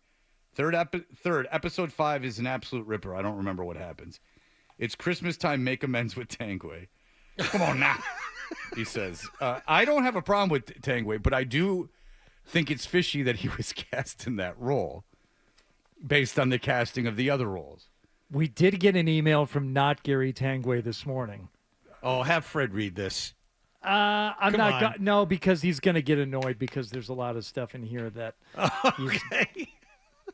Would Gary would get annoyed or I'd get annoyed? You would get annoyed because it takes too long to get through. Okay. It starts off, what's up, clock jockeys? As you know, I'm a big-time star of stage, screen, large and small podcast airwaves and the written word, but you'll never understand the emotional toll it takes to address the thousands of interview requests I get on the reg. That's slang for regular in La La Land. No need for controversy, boys. That's showbiz capitalized. Controversy. I don't know why he won't do the show. Well, I'm not fully convinced it's worth my time. I heard Mr. Toucher, Mr. 12 playing the role of Patty Pouty Puss last week, so I'd like to revisit the conversation in the spirit of the holidays. To that end, see below for my list of demands to be on your show. Please note all purchases must be made from the market basket of your choosing. Among those things, 1 18-ounce Yeti mug filled with hot water, 1 ice cube, and 2 Bigelow tea bags. One bathtub filled with ice cubes melted to room temperature. Adam 12 and Fred must not make direct eye contact with the talent. Interview questions must be submitted ahead of time for my rejection. No mention of tattoos, the state of South Carolina, or my past affiliations. I got a big tattoo of the South Carolina state flag. Why? Enjoy it with my son. How many times? Twice. And please. So good. So the place so nice. I went there twice. Please Second direct time got a tat. any questions to my new assistant, Mrs. Lloyd. Mrs. Lloyd. So there we go. Gary's got a very interesting life, and I wanted to have him on to legitimately talk about being on that show. And the only reason I think that he wouldn't come on is, A, he's annoyed with my imitation of him, which I guess I understand. It's not meant to be mean. But number two is he realized he was stunt casted, which would be unfortunate. But who cares? You were on the Chair Company, which is a big show. Who cares? It's fine. Yeah, they had weird people cast in odd roles, and but who cares? I would have done it. I would have done it in 10 seconds. Right? If I got offered to be on the Chair Company in Gary's part where he's on camera quite a bit, he doesn't have a lot of lines, I would have taken off work, flown to California, and done it. I would have. I would have taken that exact part. I would have done the exact same thing. I wouldn't even been as good as him. Now, I wouldn't gotten cast in the role, and that in itself may be a compliment, but nonetheless, I don't think you have to agree I would not have been cast in that role. Neither would you. No. So there you go. That's all I can say. George might have been cast in that role or a role on the show. If you were cast in that role, they would have had to dye your luscious red hair because of the whole bit. His hair was dyed black. So. Oh. Yeah. Like George and Nick. Blind Scott. These are the people that would have been cast on that show. I think you understand where I'm going if you've not seen it. Yeah. A little bit of Tim and Eric casting going on. Sarah and Everett with an email this morning. No, look. You were talking about Dee Ramone. Apparently, she's involved in other shows now. She's moved on to other shows. That's what I'm being told. Oh, is she back on the midday? No, other stations. Oh, how do you feel about that? Who, me? Hardy. But Sarah's moving on. Sarah's her own woman. She's free to do whatever she wants. Just saying, she was very enamored with you, which is the reason she came and started listening here. I'm sure she still is, John, but she's got things to say, and Fred won't let her speak on this show, so she has to email with questions like, isn't Midnight Cowboy based on that era that you're talking about with Dee Ramone? And I think around that time. I would also ask you, have you watched Midnight Cowboy? I have. It's difficult. Yeah. Again, it's of its time. I suppose it was very subversive when it came out. Yeah. But it's hard to judge negatively Midnight Cowboy because I can only imagine with the censorship and how everything was when that came out, that had to be extraordinarily subversive and quite shocking for people to see. But with the internet in 2000, say I watched it last year in 2024, a little slow. Now they would just show the guys having sex. Right. So you could see gay sex if you so choose. I could do it on my phone immediately. But it's I don't know what it was supposed to be. Is it supposed to be artistically, purposely over the top? I watched Dustin Hoffman in Midnight Cowboy. I'm like, this is ridiculous. I don't believe that, this Ratso guy would actually exist in this form, nor would I believe that about the John Voight character. But is that maybe the point? That's what, maybe when people were isolated in other parts of the country and they came to a cultural place like Manhattan, were overwhelmed, they were playing these roles as humans. That guy envisioned himself, John Voight envisioned himself as that cowboy actor, and then it turned out that that got taken away from him with the reality of the city. Maybe. Kaboom. Mitch says, during the TV show discussion, John mentioned that's Vince Gill again, and with impeccable comedic timing, Fred blurts out, they never got off the island. This made me laugh, yet John and Hardy moved on and didn't even bother to acknowledge Fred's hilarious quip, not even a pregnant pause of disgust. For shame, there's some of us who appreciate you, Fred. And I had a punch for it, too, but I couldn't do it because you guys started talking. All right, well, let's try it again. That's Vince Gilligan. That's Vince Gilligan. They never get off the island. There's no reason to watch. Anyway. The Globetrotters do stop by. Okay. See, I had a thing. The punch up would have made me laugh. Yeah. Yeah. But I don't begrudge you for not taking to the. I'm throwing out these incredible one-liners all the time. I'd have to imagine sometimes you have to steamroll. Did Wallach say "Happy Days jumped the shark" during the Mork episode? The expression He did, but I didn't want to. I didn't want to latch on to it. But says he leaves. It jumps the shark in the actual jumping the shark episode. Okay. The term "jumping the shark" comes from Fonzie jumping a shark. You're right. In one of the most inexplicable television events of all time, Richie is driving a speedboat while the Cunninghams with the flowers around their necks, with lays, watch from the beach. Word expression. As for whatever, and it's all horribly shot. Like they're not really on the beach. Obviously, Richie's not driving the boat. It's not shot well. Fonzie does appear to be water skiing. Why does he? What I forget I is don't know. how he got involved. I'm not and why he was positive I ever doing it. saw that episode. I did see that episode, and I don't remember. Now, John Hine, who's on the Stern Show, made his money by the Jump the Shark website, which was a great website about all these shows, like this scientific breakdown of all these terrible sitcoms. So it was right up my alley. I love that site. But yeah, as for the actual episode, I got no idea. Yeah. I don't know why he has to, why it came down to where he had to jump over the circle, why the shark was in that circle. Yeah. Why he got to water skiing, what needed to be proven. They were out in L.A. because he was going to be an actor, or so technically going to be an actor. I don't know why. I didn't even know it was L.A. I thought it might have been Hawaii. I thought it was That's LA. excellent. We all know that Fonzie water skis and jumps over the shark, but why? Right, and then what leads us to believe that just him doing that somehow gets them out of the trouble? If I was up against nefarious forces where it said you have to jump this shark on water skis or else I'm not going to do what you said. Okay, you jumped it, thanks. I'm still not going to do what you said because I'm a criminal that just leveraged you into jumping a shark. I'm not going to give you anything. That's like prison, right? Yeah. When they're like, if you want this drug, I'll let you have it for free a few times, and then you got to do something for it. Then once you do it, you go, okay, the debt's paid off. And they're like, no, it's not. He just did the thing. I want this done all the time. You see? Did you figure out what was going on? Yeah. I'm gonna have to do a bit of a dive. The name of the episode is Hollywood Part 3. Okay, so Yes, it's it a is in three-parter. LA, yeah. Okay, I don't know why. They seem to be dressed for the more of a vacation type feel than an urban one.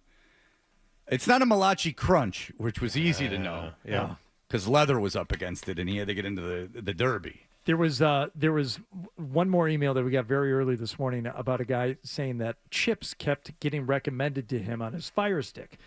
He said, we debated watching, he said, because I loved it as a kid, and I thought, all right, maybe we'll go back and watch season 6, because 3 main characters, John, Bonnie, and Bear, were essentially fired from the show by Eric Estrada. Yes. It's one of the great self-sabotages in Hollywood history. Yeah. Eric Estrada, in a feat of ego, successfully got all these people fired from his show, which then went on to last a season and a half and crush his career. So he said the producers must have known it was the last season because the stunts and crash scenes were more over the top than ever. All real fires and explosions, no CGI. There's even an E.T.-inspired episode in which Ponch and Bobby, one of the new characters, save a girl from being taken away on an alien ship. I am not making this up. Not one, but 2 episodes involved attempted human trafficking. It was a 2-parter. Oh, human trafficking 2-parter. By the way, they didn't have to fill a lot of time. It was 22 episodes. Yeah, Now, it's probably 48 minute, probably 3-4 minute breaks. 48, 47 minutes. They had to do it 22 times, and you can't come up with a cop scenario not involving aliens. Well, they want to capitalize on the big ET market. I mean, Eric Estrada ended up in Guns, the Andy Sedaris film featuring Pandora Peaks and Danny Trejo, which he writes about in his book. Eric Estrada, not nice to Danny Trejo. All right, we will be back. And then now Danny Trejo is a big star with murals about himself. And who's Eric Estrada? There you go. So you got Chips and Happy Days. So that's a full show. All right, we'll be back in just a moment. Here are the headlines. Sports Hub headlines presented by Celsius Energy Drinks. Morgan Geeky scored.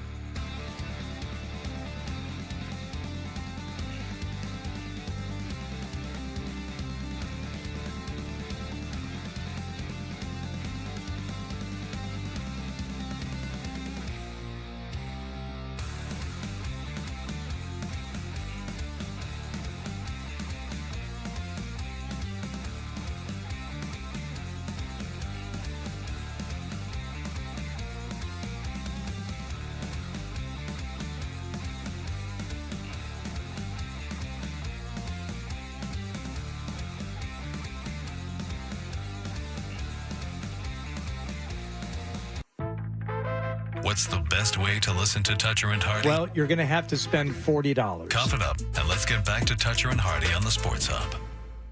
We know what you're thinking. What could I possibly have missed from the show? It's time for The Stack on Toucher and Hardy.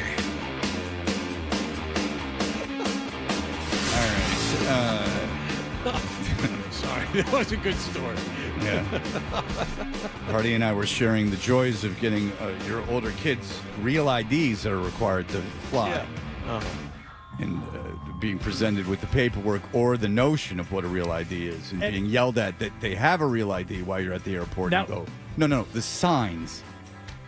It could be worse, and I could be even more exasperated by it had my daughter done what I did when I went to get my real ID, and I filled out the forms ahead of time, and I brought birth certificate, social security card, 2 forms of billing with my name and address on it, and showed up at the AAA office with everything I needed.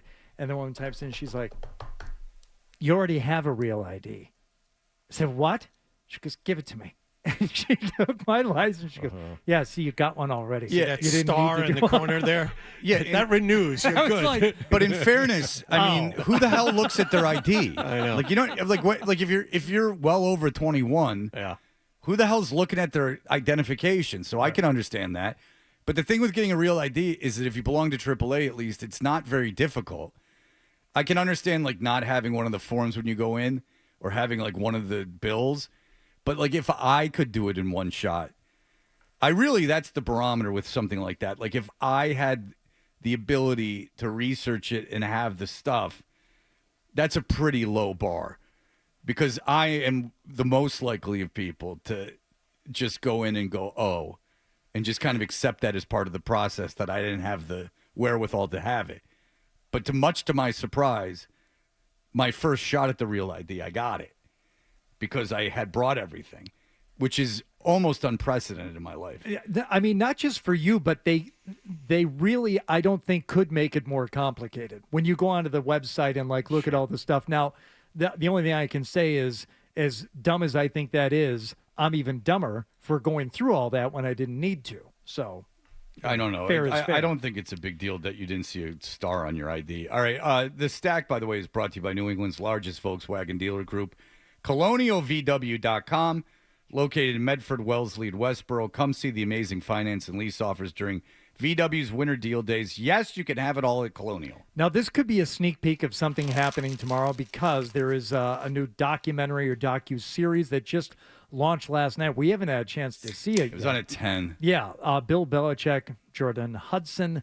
But the one thing that I can tell you this morning is Pablo Torre from the great podcast Pablo Torre Finds Out, was talking about this yesterday in the context of, I've been waiting for anything resembling a formal legal notice and nothing has happened.